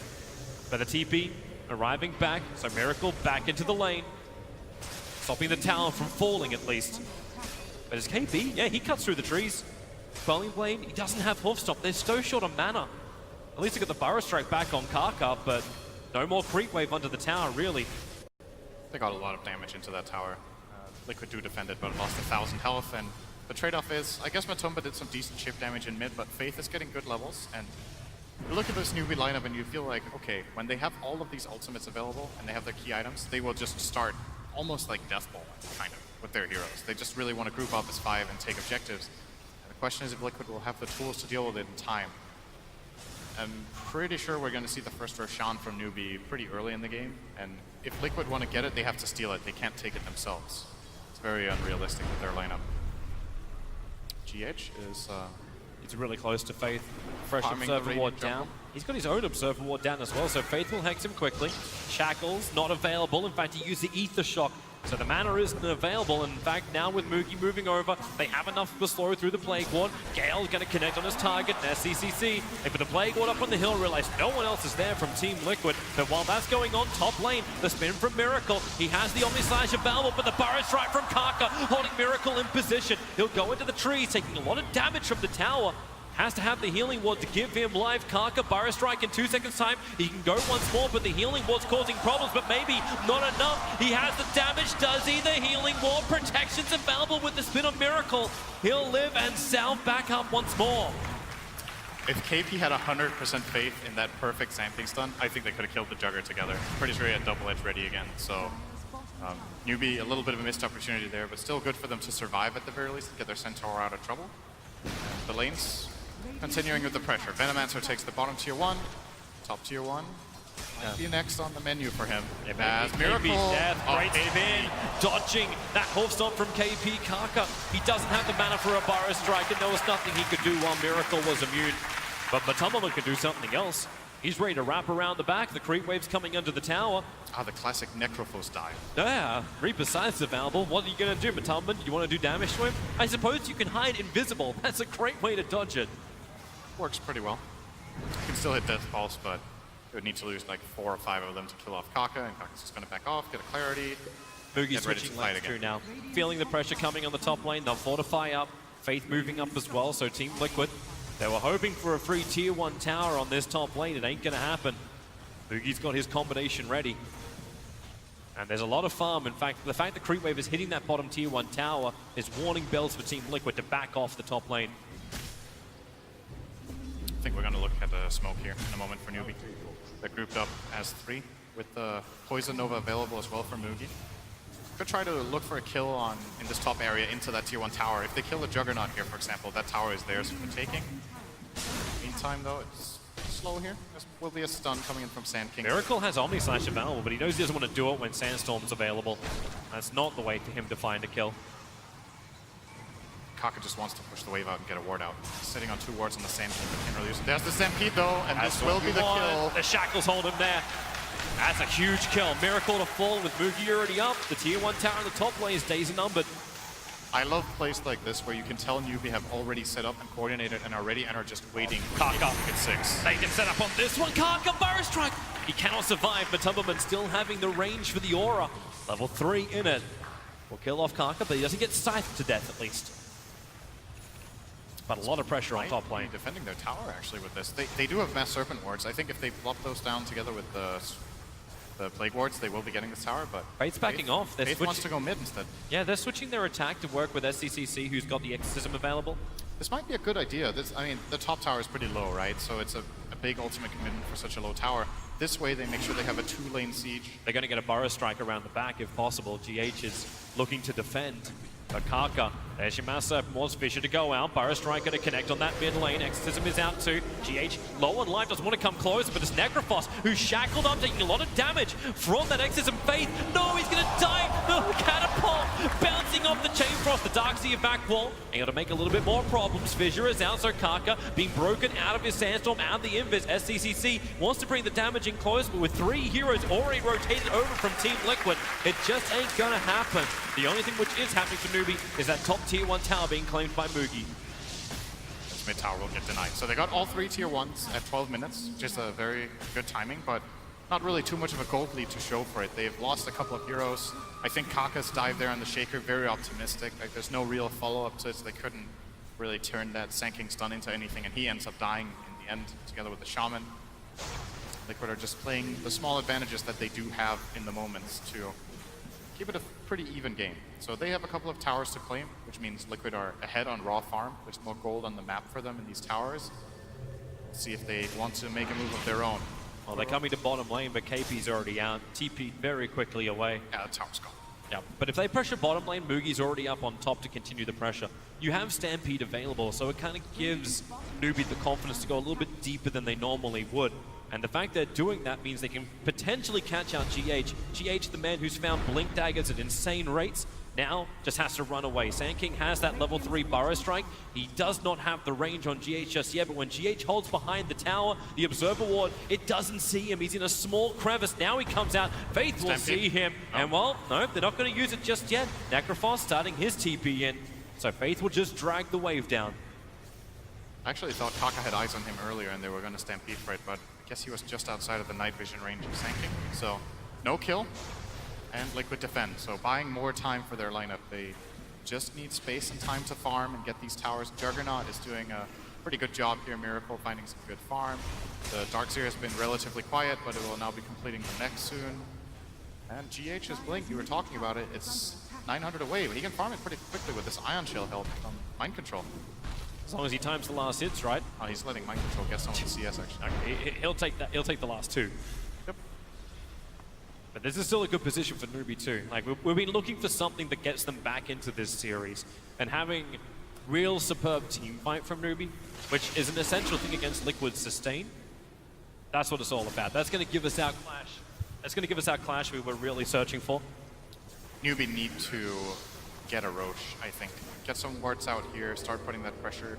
They have the Mass Serpent wards, they have the Exorcism. It's a lot of ulti commitments, but it would be a good move. Instead, they're going to turn it into a rotation toward top into tier 2. That's also a great high impact play if they can pull it off. If they can kill Matumberman, he's the man looking to build a Radiance. Faith's just going to get close enough to get the Hex. Thanks to the Observer Ward they have behind, they see everything. Stampeding forward, Exorcism is down. It's a lot of damage KP has taken, but they'll still get the kill onto Matumberman. SCC once more. Kuro TP'd in to try and help out, but now he's trapped. Kaka, no Burrow Strike for another 2 seconds, but the Exorcism will do the work, and Kuro, Kaka even commits it to ensure it. But that's 2 kills up on the top lane, and now pressure to the tier 2 tower. Looks like Liquid don't want to give up the tower though. They're going to send in Shaker and Darkseer to try and delay this push. Well, Mass Serpent wards it down. Liquid might think twice about it. At least Mind Control gives the buckler effect, but Kaka, Burrow Strike, he's looking at Mind Control, but knowing that GH has the fissure behind the lines is not what they want to go into. So they'll let the Mass Serpent Wars die, or maybe not. Miracle's coming in from the south. Burrow Strike up, Kaka actually dodging the vac, but he cannot dodge the spin of Miracle, who's also Iron Shell buffed up, double TP's out. SCCC, his TP's coming off cooldown in a second. He had to move one of his null talismans out of his backpack, and now starts it, but GH Echo slams it down. The silence, it needed to connect on the Earthshaker. Yep. He tried to get the silence on both of them, on both the Jugger and Shaker, but GH was just out of range. Difficult to do when you don't have that vision. I think if he committed for a silence on Shaker, he might have lived. I'm not sure if Juggernaut had enough damage with Ion Shell and level 1 Omnislash to actually even kill the DP out of the TP there, but good kills for Liquid. They defend their tower, and they played these small advantages. They had 2 dead heroes, and they still defended their tower and found exit kills, just using that Ion Shell and the rotating Juggernaut very well. I'm still interested though, like when NewBee have that big strength. Like they're finding these exit kills, Liquid are coming in force, understanding they can find them, because you haven't felt the effect of the Venomancer yet. Mugi continues to farm up, and he only really comes to join the fights when this tier 1 tower in the top lane is being threatened. And that's what they're doing. Observe wards on the hillside. Faith gonna move in close enough. They'll get the Hex. Need to follow up Shackles. The fissure. Nice from GH. Hawkstone stampede from KP trying to create space. Lich holding won't continue its bounce, however, but KP's on the wrong side of the tracks. Omni Slash, they have enough damage to get through Karka, but Miracle trapped under the towers. KP still alive. He ran all the way up to the north, even has his blink available and steals the bounty rune from Team Liquid. It's a call for a support. The top tower, it does fall in favor of Matumberman, who committed in. SEC's Spirit Siphon, not enough to dissuade him from the attempt. Liquid were looking for a vacuum into fissure combo there, and they got it off decently, but not fully. And the Stampede allowed them to disengage, get out. That looked really scary for NewBee. If they don't have Stampede there, they lose like 3 or 4 heroes. So a really key ability for them to have against this Liquid lineup. And it's very clear there. You can see what the idea behind the Centaur pick was. Shaker has his Blink Dagger. Yep. They've got that initiation now onto GH. If he had that fight, that would have been a stomp for Liquid. So yep. NewBee can't afford to get vacuumed like that again. If they get 2 or 3 hero backed into Shaker Echo, the fight's just lost. Yep. Gotta be really careful. That's when they're going to need the maneuverability. From both Stampede, the space creation from Centaur, the fact that Venomancer will soon have his full Hurricane Pike. You need a Yule Scepter for SCCC to stay alive, and that is coming out in the Courier. In fact, both of those items are arriving on the Courier. Maneuverability getting better. Interesting, the Faith is actually not helping him out with maneuverability. He's going straight for push lineup. He's going for the Aghanim Scepter rush on the Shaman after having just the Arcane Boots. Kind of shows what the game plan is, right? Like you want the Shaman to hit a timing when they can just go to try and end the game. A lot of the time we see Shamans go for Staff Glimmer or Blink. And all 3 items have their value in this game. It's just... That's a nice rune. Double damage rune, but the bad thing is the Echo Slam catching out at SCCC. They're already using that Hurricane Pike, which is getting free for the Stampede. They'll turn around, massive force it down 2. They find the kill into the Earthshaker. Now NewBee want to roll with the momentum into Mind Control, who stands his ground, taking it for the team. Exorcism has been burnt, and there is a creep wave here to work with. But what NewBee want is something bigger. They want Roshan. This is their good timing for this. 10 seconds on Shaker, 30 on the Darkseer. Don't think Liquid are in any position to contest this. This was the big moment we were waiting for NewBee, where they find the key kills close to that objective. And getting the full value out of Exorcism here. He's even going to heal up to full here. SCC did so much damage with the Ghosts that he's ready to go somewhere else. Roche will fall, and they'll probably give the Aegis to the Venomancer. And it is on Boogie. GH has to be really sad. That was the first reveal of his Blink Dagger, and it didn't really come with the big impact they wanted. Miracle has still been able to find a lot of farm in the meantime, rapidly approaching his Manta style. But he's still behind in the net worth, only by 600. And that's to the Venomancer. Hurricane Pike, Aegis Immortal. What else? He hasn't have anything else coming out at the moment. He's just got those critical items. The Pike made that fight, by the way. The Force Staff, or the Pike usage, immediately on the Death Prophet got him into a very good position where NewBee could counter-engage. Not sure, Liquid were probably not accounting for that play when GH jumped in. It's just like, okay, if we catch anyone, they don't have any save in their lineup. They have Stampede, which they can't use when they're stunned, but no, that little bit of Force Staff usage there really turned the tides for NewBee, giving them a big fight on the road. Gonna be looking for more of that from them. Still a very close game. Yeah, that's actually the real first advantage that NewBee have gotten. Just the fight straight out. So they go up in the gold, they go up in the experience, but you're still hovering around that 2k just above and below for experience and gold advantage in favor of NewBee. That's not really enough to say you have a victory over Team Liquid. In fact, even if you had 20k, you don't think you had a victory over Team Liquid. That's a lot. If you're 20k ahead minute 20, Toby, that's generally a win. That would be pretty big. I don't know if I've ever seen a team come back from that. Well, you know, they're just 18k off, so if they get that in the next 30 seconds, then you're right. Looking forward to that play out of NewBee. Thanks for your analysis, Minderin. You're absolutely, you're a dear. Shaker ready to fight on bottom lane already. NewBee are feeling someone is down here. They're scanning inside their own jungle, waiting for the Liquid attack. This is where Mugi needs to get those Plague Wars down, get really good vision, which Liquid already have. That Observe Ward just to the south side of the tree line. They see the defense that NewBee have in position, even in this nighttime cycle. This is actually something we didn't talk about at all about Liquid's lineup. I think this is the first lineup from Liquid we've seen today in all of their games where they don't have a single vision hero. And that is, to me, this TI has been more about vision than any other TI. Oh, my top lane. Echo Yep. Slam, Karka. That's what happens if you don't have vision, and you die. Meanwhile, on bottom, Matumba got a little bit of a book reading club in bottom of the map. I'm sorry, Book Reading Club, they're going to be down here in a while. Maybe you can cut down the trees, make some paper, and write something interesting. These two heroes would probably, they look like they spend a lot of years reading. Well, Lich does come with his own book. Yep. Well, look over my shoulder and read, Matumberman. Do you guys want to get out at some point? I'm Both not the TPs, certain. they're just standing there. They're scanning. They don't see anything. Like, they have their observer ward near the tower, but they don't know where Venomancer and Shadow Shaman have left to. Like, if they wanted to, they could drop mass serpent wards at the tier 2 tower on bottom. They want to cut the wave. I thought they were just going to TP out, but saving the TP scrolls so they have the ability to move around the map, and we'll just, Matumba feels safe now to walk up and take care of business here, get those creeps killed. Almost has the Radiance. It's a big item in this game for the Necrophos, just ramping up that farm, synergy with the Veil. You know, the more and more I'm looking at this game, the more and more issues I see Team Liquid taking high ground. Like, you look at the build coming in from Mugi, going to go in for the Maelstrom into Kolnya. Like, that is a lot of bonus damage, a lot of push. Kuro, Mugi actually stopped attacking for half a second. It's the Crypt Swarm from SDC that will reach him. They should drop the Serpent Wards here, I think. Yeah, it makes sense. Like, you're going to have ward-on-ward action, and then you have even more push coming in from the Maelstrom. I don't know if Liquid can really knock down that wall fast enough. And even if they do get advantage in the game, how do you then push against a NewBee when they have a pre-prepared position? It's difficult. It is really difficult for Liquid's heroes to take a fight into this NewBee lineup, and NewBee know it, so they're just going to go for one tower into the next. This Age is the Immortal on Venomancer. He could just cross straight down to the bottom and take that tower, or you just try to go for high ground. Yeah, put down a Plague Ward, at least see what's there. They have an Arcane Rune on the Death Prophet, so... Darkseer just TP'd back in.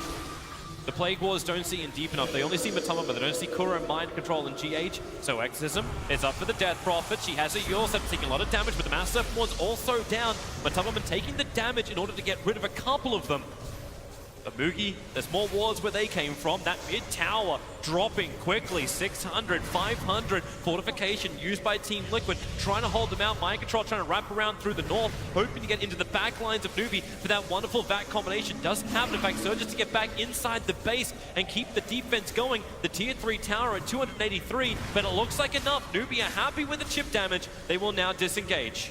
They can wait another minute and have Exorcism again, but then they won't have their Aegis anymore. So we'll see what NewBee's play call is. I think it's a difficult one to make without the Aegis the second time. This time that was not too difficult for them to realize that was definitely favoring them. It's the items you're looking for. So Aegis times out. The pipe is actually flying out the courier right now to KP, so they'll have that extra control. The Rod of Atos has also arrived for SDCC. They've got a lot of immunity on him. Yule Scepter, Hood of Defiance, and now Rod of Atos at 1640 worth of HP that somehow they need to find the damage on Liquid to get through. You're still working on Diffusal Blade for Miracle. That's not there, and life gets even harder. A full Radiance is done, well, at least for the Necro, so I say harder for NewBee in the team fight to get every single hit. Kaka? Yeah, middle of nowhere. No. And Scythe. Executed. He didn't know GH was there. He blinked into the side, and then GH saw him and just like, wait, what? Cast a couple spells, got the kill from Matumba. Nice little Reaper kill, so 1 minute out of play. I think GH stole Inflame's luck for finding everyone in the tree line. I think Inflame had vision. That's like it's a bit of a different story when you're playing heroes like Puck and Batrider. You can at least see things. And I think Liquid are doing a good job in this Miracle.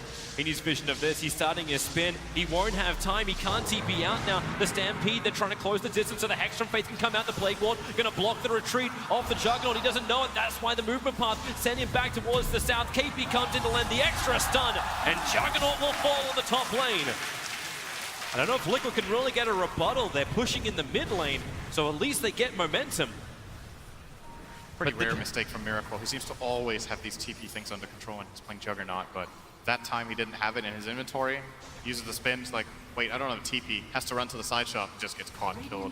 And a big kill at that. Well, it probably enables NewBee to, if not take this top tower, then at least force rotation and deal with their problems bottom when the Sand King was dead for a minute. The top tier 2 tower has 451 HP. Like, that's not worth the defense, and there's a siege catapult coming in as well. All they can look for is raise. Whoa, wait, what?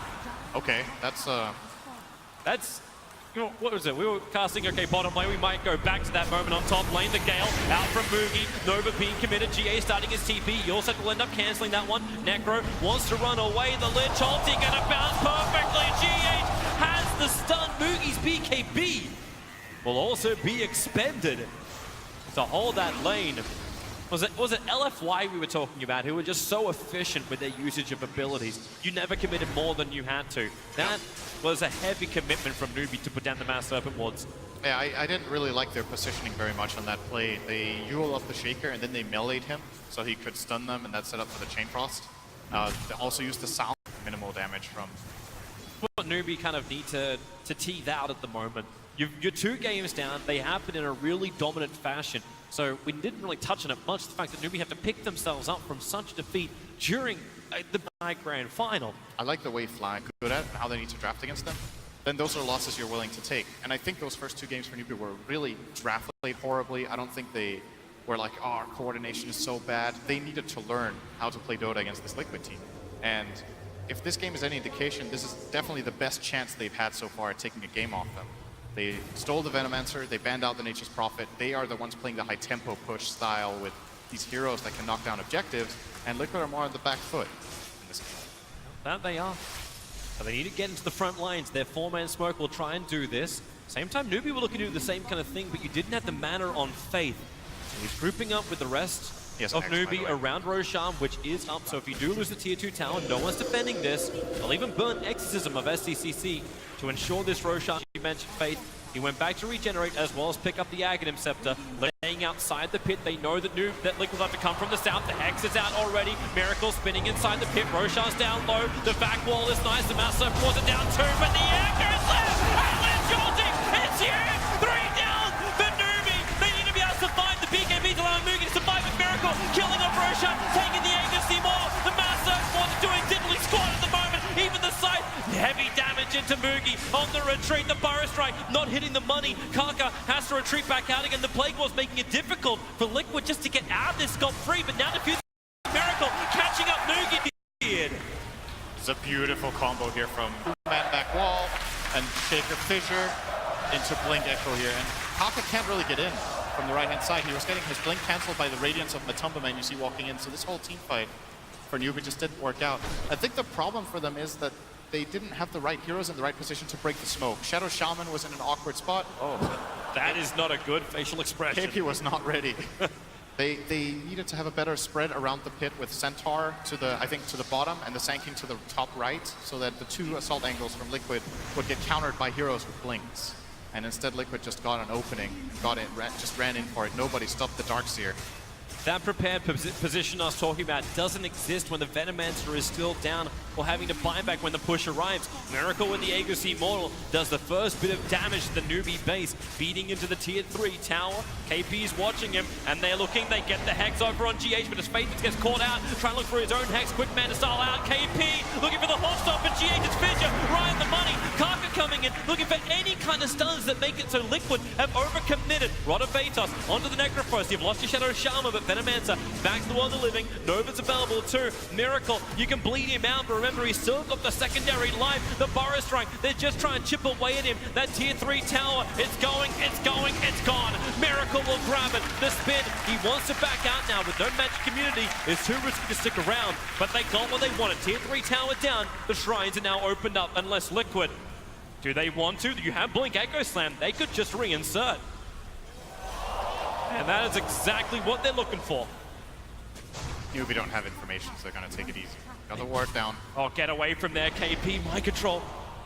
He doesn't have vision on the high ground. It was just a fact. They lost their ward, tried to back it down. Yeah, they saw the vacuum with their Plague Wards. They got vision. Liquid are going to back out. So we were talking tradition earlier, or at least the panel were, that this is the year that, you know, China won the last year. It generally alternates. That's one of the things we always have. We've never had a repeat champion in NewBee, but if Liquid win this game, we will have one tradition broken. There's never been a 3-0 in the finals. It's always been 3-1 or 3-2, and Liquid right now could make a little bit of extra history, if you will, by being the first team to get that clean sweep. It's actually a bit crazy when you think about it. It's been 6 previous TIs and never a clean sweep 3-0. You would think it would happen once. This could very well be the year. With that last team fight from Liquid, they put themselves in a very good position. And even the TI4 finals went 3-1, and that's saying a bit. There was 3-1 at every TI except TI3, Yeah, when it went to the full 5. That was the only 5-game set we've had, I think. Alliance is the only time we actually went to 5 at TI. Yeah.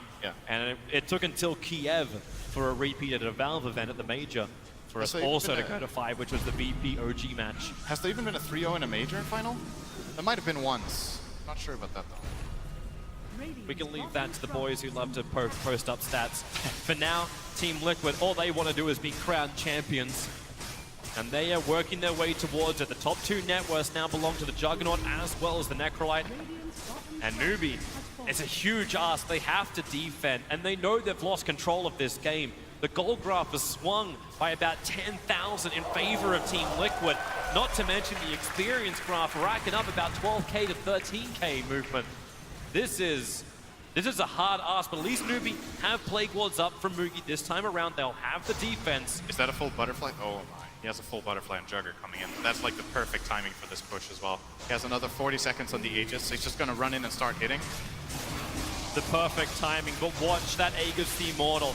If we hit 33-30, you'll know the Aegis will be timing out pretty shortly, but Miracle making the most of that 30 seconds, feeding into the tower. KP with the Hoof Stomp. They have an extra silence. Juggernaut can't do damage. The fortification's doing its work, not to mention the Spirit Siphon. Karka, Fire Strike, can they wait it out a little bit longer for another 20 seconds so that Aegis is properly gone? But Team Liquid, once again, they go up, they take the tower, and they're looking to come back in once more. Watch that Aegis of the Immortal. They jump in, the Horse Storm from KP, catching 2. Aegis still there for the fang. Epicenter is doing its work. The Juggernaut, he's dying. The Aegis Immortal in time down a fraction of a second before. Miracle's gone. The side will get a revenge. KP will fall. Kuro tries to stand the trees, but the exorcism from SCC, they're having the damage output to do it. 3 heroes gone from Team Liquid. I want a counter on that Aegis. It had to be half of a second in the timing of the expiration date. And then food. What? Don't eat off food, bro. All right. Well, Karka. I was wondering when Liquid went for this play to push bottom if they could have. Fine. So KP gets the double stun. Karka brings in a huge amount of damage, but it's SCC that could just stand in the middle of the fight. And there's that timing. The Juggernaut. It must have been within a second. We saw him have it, then the click was over on the Necro, and he died with the Aegis. You heard the sound go off at the same time as the Juggernaut died. Yeah. That's what made it so damn That's close. timing. Yep. Timing for you. I'm wondering if NewBee had the counter in their mind. If they did, that was pinpoint accuracy, and Miracle could scratch his head and go, you know what, why me? Why me? But this is what NewBee needed. They can turn the graph around, the experience kicks back up. That was a very good fight for them. The gold doesn't swing anywhere near as much.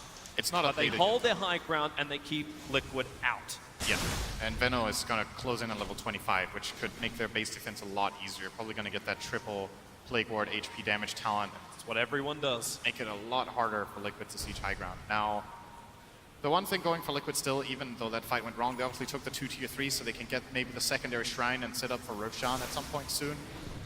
They will want that next Aegis before they go high ground. And I think with this first Aegis, they should have probably taken the mid-racks. I'm pretty sure NewBee could not have contested that.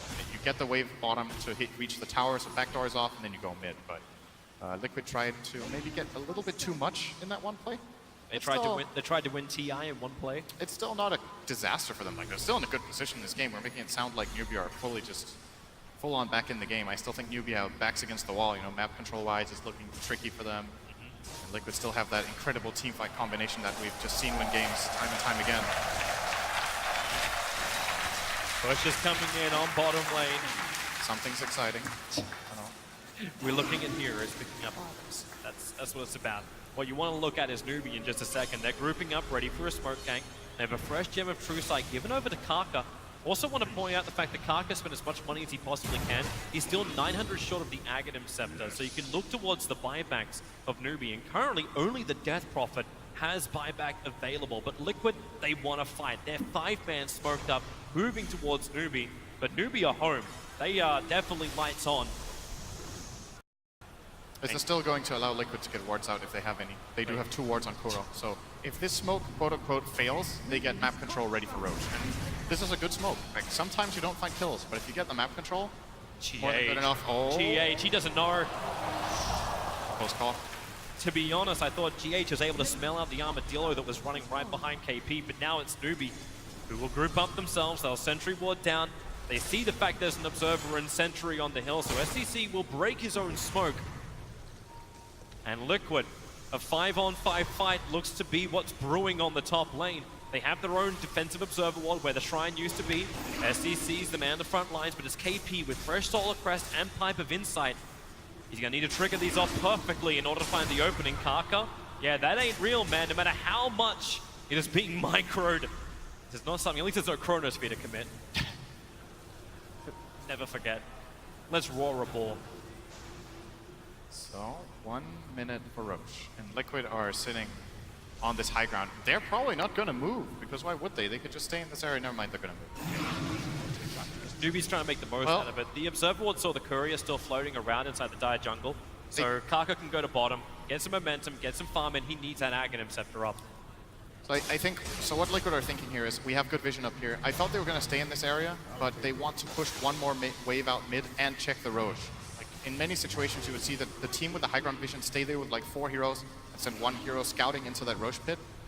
But it was simply this mid wave that they wanted to take care of. Now that that's done, they're starting to get back into position. SCC, Yule stepped up, they'll drop it back down again. Out of the Yule snap, the hit. Kaka connects on his stun, follow from KP, but Mind Control drags them back in unwillingly into the fight. KP, he's got no way out, no Stampede available. 2 heroes lost from NewBee. Liquid have opened the window. This is, at the very minimum, buyback forced. Maybe they will even get to tier 3.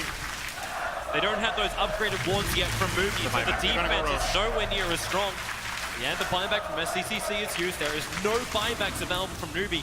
So even contesting around Roshan is a dangerous thing. If that fight goes haywire, Team Liquid will be crowned champions. Yeah, they're going to push out mid. Same logic again, sending in Miracle here. They have a couple of Radiant solutions with 15 seconds on them, so they're going to shove out this wave and go into this Roche pit that they are 100% sure has spawned, because I think we were close to maximum spawn timer. They will, however, hesitate a little bit, showing a lot of respect to NewBee, who would be 4-on-5 without their Centaur and even a Shrine to TP on. But and they don't have Stampede for 15 seconds, but it's a bait. Like, the scanner's come in from Radiant now. It hasn't flagged red. But Liquid have gone back to just keep farming up in the jungle. Are they waiting for a critical item? There is something coming on the Courier. It's the full BKB from Miracle. That's what's coming. That's what's going to give Liquid the surprise advantage of the next team fight. They're going to send in a Juggernaut into the pit. These Plague Wards are still not tripled. So close to 25 for Moogie, but might come in just a little bit too late. Someone give this man some space. Like, he needs it. Even Shaman was coming to help and just push out the wave. But you are right, without those upgraded Plague Wards, without Liquid having to fight through basically attack towers, they are still the superior ones coming into the team fight at the moment. SCCC does have a little bit more life to work with. Now he's got that plus 10 armor from the plate mail.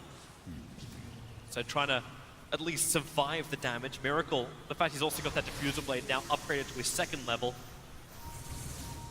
So much to work with. Buyback is available for the Venomancer and Centaur, plus the ES and the Necro. So both sides having 2 buybacks for this fight. But while Moogie litters the field with Plague Wards, and he has the upgrade now, so he has the plus, the 3 times Plague Ward HP and damage available. Liquid will get the information they're waiting for. Their bottom wave is pushing so hard that NewBee have to send a hero back to defend. It's going to be the Centaur, and I think this will make Liquid move up. See Matoma Man immediately moving into the river, starting to try to deal with Plague Wards. Yeah, that's great fun. Yeah, this isn't going to happen. Not really managing that. Boogie can just camp the mid lane. He leads a couple of Plague Wards in the mid, but that's why GH looks for his opportunity. Coming under the cover of Shadowblade, ventures across the river, getting his feet wet. Can't really see an opening there. Yep. They just want some... see, that is the problem that Liquid's lineup has, right? They don't have that vision. They don't have any way of scouting except planting wards, so they can't really set up their amazing team fight unless they know exactly where the enemy team is. So that's what was presented. Is it a never-ending standoff because of this? I think Liquid could, once again, just try to push out bottom and force a reaction, or they could go close call, but Kaka gets out. So Liquid can try to force in bottom. Since there's no tier 3 tower, these barracks have to be defended, but currently the momentum is going the way of NewBee. He's got that Gem of True Sight. They're trying to get rid of the Observer Ward they saw on the other side of the hill, so the Plague Ward does it in 2 shots. And Team Liquid, this is not something they want to lose, so they're going to 4-man smoke up. Miracle just used his spin. This feels so much like bait. Moogie feels it too. Scaling into Miracle. They're not committing too heavily in with the Venomance. Remember, he has that BKB. So reaction timing was all about Miracle. The Burrow Strike from Kaka. It'll connect, follow up Fidget, but KP, he'll get the sun off the massive force in the middle of the field. Darts here, coded up. Miracle, the Echo is left there from GH on the Omni side. And damage outputs too big with the side. SCC is gone for 2 minutes. The Lich Chamber bouncing back down. Kaka trying to hide himself, but right now it's all Liquid, Liquid, Liquid. They have taken down 4. You'll get the buyback from the Venomance and GH with the force up. He won't even die for this. Liquid lose nothing, but take everything from NewBee. That was so close. Miracle with 5% HP got off that Omni Slash, and it turned the entire fight. GH waited as long as he could on that bait to come in with the Echo Slam. That broke the shackles and let Miracle get his spell off. And Liquid, man, that looked so scary. It really looked like Miracle would die. And if he falls there, it's a different story. I don't even think he had buyback on the Juggernaut at that moment, but got a lot of gold from the fight. They'll take the Roche, and they're gonna more than likely just head down mid. They have 10 seconds on Healing Ward, so Miracle will be up to full again. And they could just do the same as previous, put Miracle on the front lines. Let's have a look at that moment once more. So he Miracle, wants this DD. He does. Instant stun, blink away, connect again. Now they're gonna shackle in a moment. So here are the shackles. Miracle's dropping so low. There's the Echo Manta. Omni. Just barely getting bailed out by GH. And with that double damage upgrade, it's too much. And here comes Liquid into the melee racks on mid. Still no death profit for 40 seconds. Liquid doing severe damage to the NewBee home. They'll rotate towards the bottom. The tier 3 towers, that was the prep work for Liquid. Now they follow through. A nice Burrow Strike onto 2. They need more Plague Wars, they need more defense, but Miracle doesn't give 2 hoots. Just keeps beating through the buildings. Fortifications there to protect the range racks and buy time for Death Prophet to come back and exit him. It'll be on cooldown for another 38 seconds. Miracle, a quick push back. That's the Hurricane Pike going to work. Matumberman sticking with it. Team Liquid, they're going to make the play for Megas. Death Prophet, 5 seconds until she's up. The Hawkstone plus the Gale into the Necro. Mass left was. They've got really good range with that Agnium's upgrade, so they can defend inside the base. Liquid can also wait this out. The Shackles, it holds Miracle. They just keep chaining him across the universe. They hold him. Kaka wants to come out for more, but be careful. GH has Blink Echo Slam up and running. Healing Ward in the back. Liquid are so close. Just one more good fight. They know there can't be buybacks on NewBee's lineup. They must have done so much economical damage that any big kill...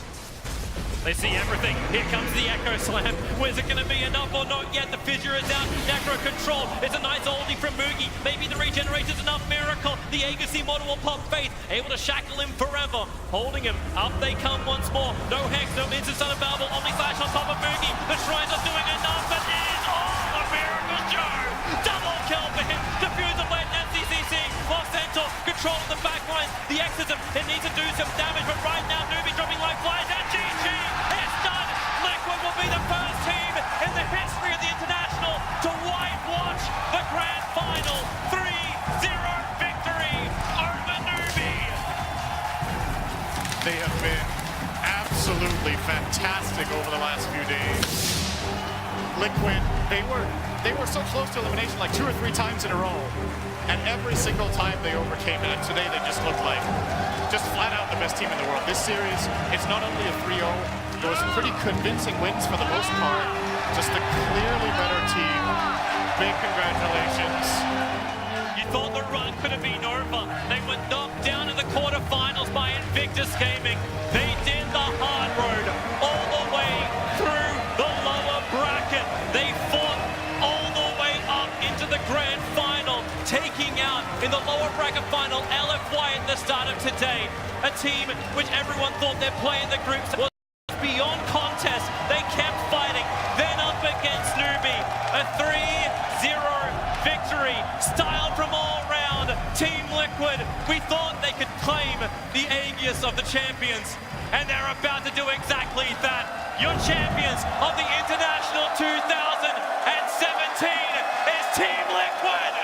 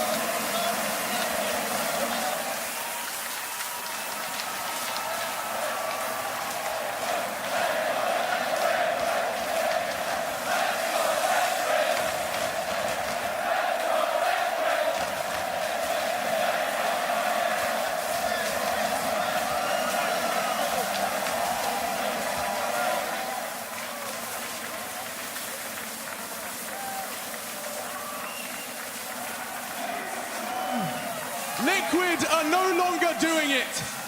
Liquid have done it. Your 2017 international champions are Team Liquid.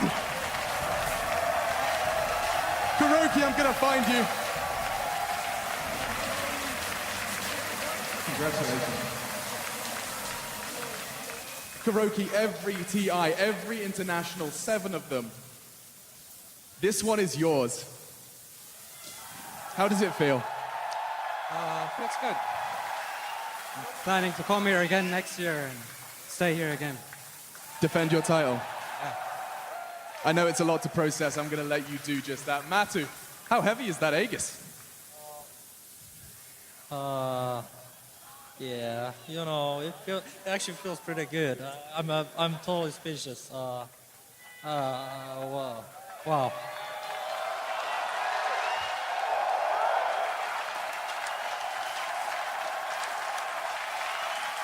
Hey, GH. It wasn't that long ago you were running around on pub servers. Your first TI, and you lift the trophy. Make it up for GH.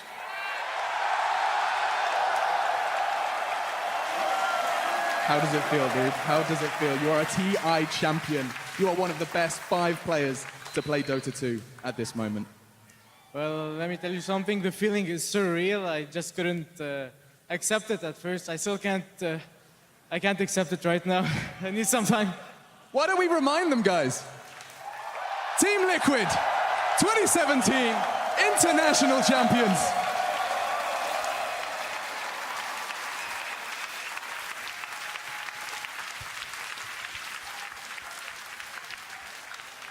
You guys are going to go and party. You have got the best night ahead of you. You've had the best day. I'll let the audience say the rest.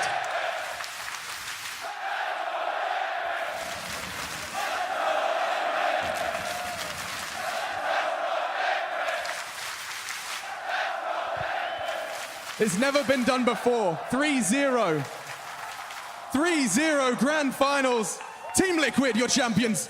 One more time, raise the roof of the Key Arena. Team Liquid.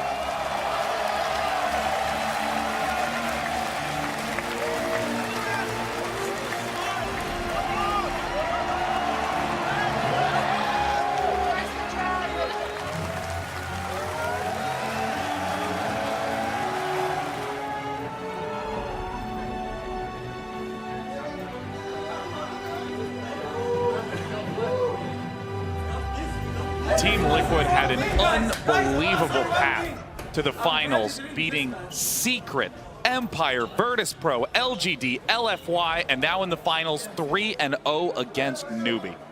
Just remarkable. Amazing run. Really. Unstoppable. Best team in the world.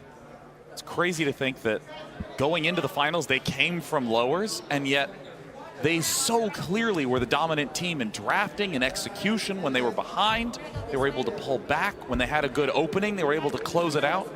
Their run this year kind of reminded me of their run this tournament. They struggled a lot at TI6, and they were pretty good before that, and they were at the bottom. They didn't even qualify for the next major, and slowly and steadily they've been building back up, and finally this is their pinnacle. This is what Kuro's been putting tens of thousands of hours into.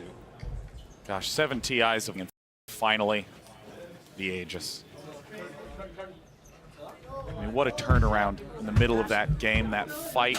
I mean, if Miracle was just a little bit lower on health that DD Rune as well. Like he was shooting in the center, I think, like killing him with 2 crits, and he's like super fast as well to use his diffuser blade when the opponents use the Yules. Even if they didn't win that game, they would have won the next one. Liquid is by far the best team here, and Kroki is such an impressive captain. All these new guys, very, very young. GH's first TI ever, first place. It's I can't even imagine what those guys are feeling. It's just incredible to think how versatile their hero lineup was. You could see in every single game how much practice was there. GH, he hasn't lost a game with Earthshaker in ages, as far as it feels. And I mean, we didn't even see his Wisp today. Who do you ban against them? It doesn't matter. Team Liquid always seem to have an answer, except for how to open this champagne bottle. That's going to be a real challenge. It's going to be fun to see. Champagne bottles are always a tricky thing in esports. Why don't they just give him, like, you know, sparkling water, something with a screw-off cap? Let's see if Team Liquid can be the first team in all of esports to successfully open the champagne. He can't open it. They can win 3-0 in the grand finals, but they can't open a champagne bottle. There we go. He just holds it as it spills onto his hand. Yeah, right from the bottle. There it is. You do. have power. I'm not gonna do this. I can't do it. You should do it. MC. Is it good, MC? No. Can you twist this for me? Yeah, exactly like that. Well, as the players have demonstrated, they're the best Dota team in the world. But, you know, it's you got to understand those caps on those champagne bottles. I mean, how could they have prepared for this? It's tough. I know. I know. You know, PPD, I know you've won a TI. Talk to me about the technique of opening the champagne. You don't need to open your own champagne anymore. You can afford someone else to do it for you. Why the hell you bottles? Because you're gonna get drunk tonight. Yeah, Kuroki's going to celebrate, man. No, I'm fine. As they should. It's been a long year. Hasn't been easy. Liquid has not been the best team all year. They just happen to be the best team at this tournament. How long does it take to set in? This way, so open a hole, please. I mean, I don't know. This moment will change their lives forever, and they'll never forget it. So, I think a day, like, until you actually like understand what you have done and that you actually won TI and can start to comprehend what actually happened. Yeah, I mean, your body, your mind has been completely focused, programmed. They're like, oh God, not more Dota. Yeah, no. Look, we're not going to give you any prize money unless you can each open a champagne bottle successfully. Pretty sure they're going to play Dota tomorrow. Yeah. As is everybody else here. Yeah, I mean, one of the greatest treats about the end of TI is that you get to go home and play Dota. It is like the most exciting moment because you have all the ideas, all the strategies in your head. You saw the pros do them. Yep. TI may have come to an end, but tomorrow is the start of the new season. Oof. It's going to be a big one for Dota this year. I'm very optimistic about what's the future for Dota holds. Gosh, Team Liquid as an organization has so many championships. Now they get to also say they have a Dota 2 TI win under their belts. Just incredible. They picked a good captain. Yeah. Kroki, you know, he's been here for 7 years. He's yet to take home the Aegis. He's finally got a roster that he believes in. His team believes in him. And they managed to make it work. And again, there's no TI winner twice, right? Yep, no TI winner twice. Yeah. So next year, PPD? Kuroki is cursed. I don't think next year's going to be his year, right? Next year? Next year for you? You're coming back? For both of you. For both of us, huh? Yeah, we should make a team, us four. Oh, Day9, sure. you could captain with all of your oh, yeah. All right. your little Dota anecdotes. First pick, Viper. Hey. Second pick, Jungle Bloods. Hard to even think of a weak link in the lineup. Every single player on your event.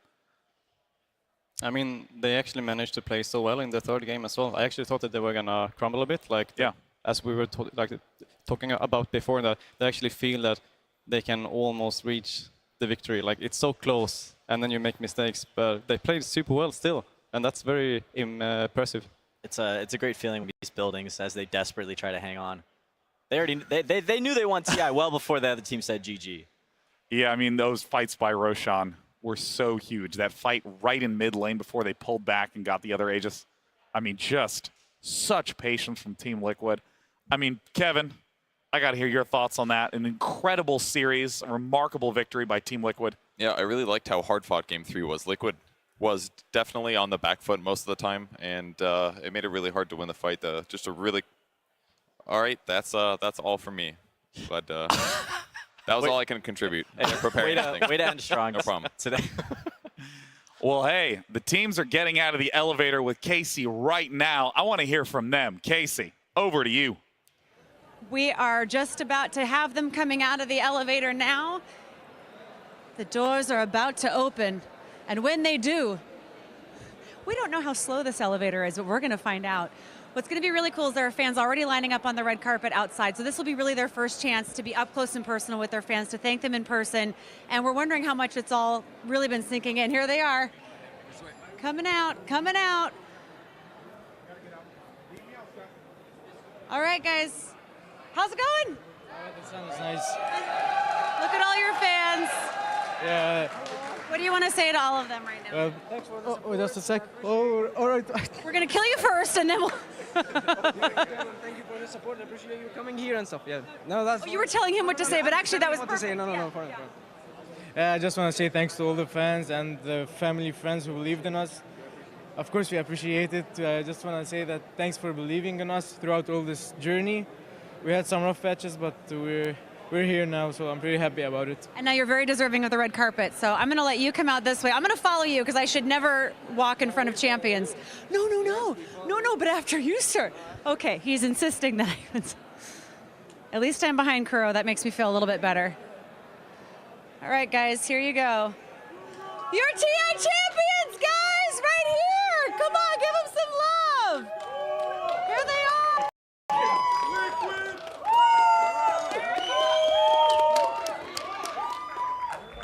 What are you thinking right now? I mean, has it all had a chance to sink in now that you're seeing all this? I'm not. I just can't realize that we won the final. I know. Isn't that crazy? Yeah. And by the way, in a good fashion. What about you? Is it sinking in? Slowly, but you know, being number one feels goddamn great. Do you want to talk to some of your fans over here? This guy looks nice. Can you please hold it? Yeah. On my hand. Did you say hold my hand or on? On my hand. Okay, good. Dude, this guy. This guy. He's the man. Right? Oh my God. TI winner. $10 million. Holy hell. Hold it yourself. US dollars. Catch up with your. I'm slowing you down. All right, here we go. We're running. How do you even have the energy now, man? I mean, it was a quick one. Did you expect it to be that quick? No, I thought NewBee is actually gonna give us a lot more effort beating them, but I don't know. It's just I'm so focused in Dota that I don't know what to say. I just focus on the games, and now it feels kind of empty inside actually, because like the games ended and like I have no purpose anymore. What's next, right? Yeah, I mean, what's next? It's like I was so happy playing these games, but now there's like I don't know. Well, now you have to defend your title. I mean, next year, yeah, but in the moment I feel empty hands. What can I say? I know. Well, you guys have earned this. I hope you guys get a chance to let it sink in. Take a look. Look at all these fans. Get in there with your teammates. Hey, can I also get a selfie? Okay, thank you. Hey guys, get a selfie? Thank you. What's up, my man? You're the champion. You're the best. Sure. Thank you very much. We've been playing really well. Pleasure. All Casey in there. Hey, yeah. Thank you.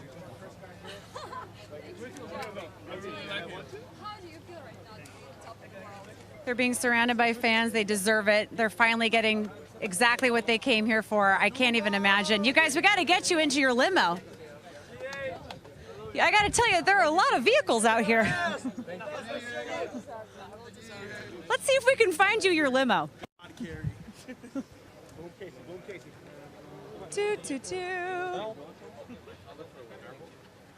You guys, can we get one more round of applause for your TI champs? What's next? What are you going to do tonight to celebrate? I don't know. We're very tired. Long day. I told you I'd give you enough time to prep for the last series. Yeah, thank you. As you left, I thought if they lose, it's going to be on me. No, we had enough time. I think they gave us some. Congratulations to all of you guys. Your Thank you TI very much. champs. Congratulations, you guys. They have to go party it up now.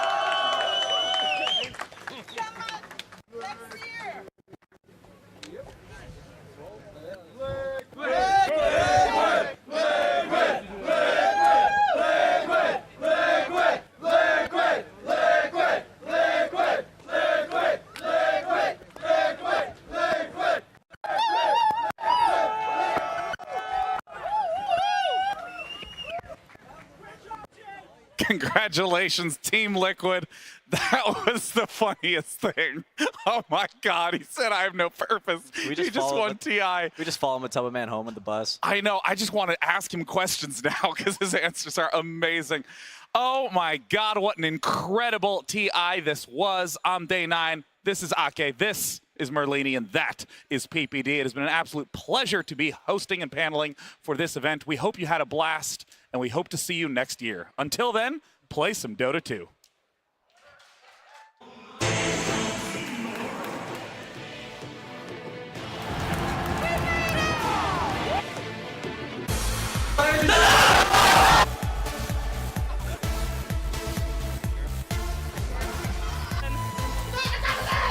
Distance.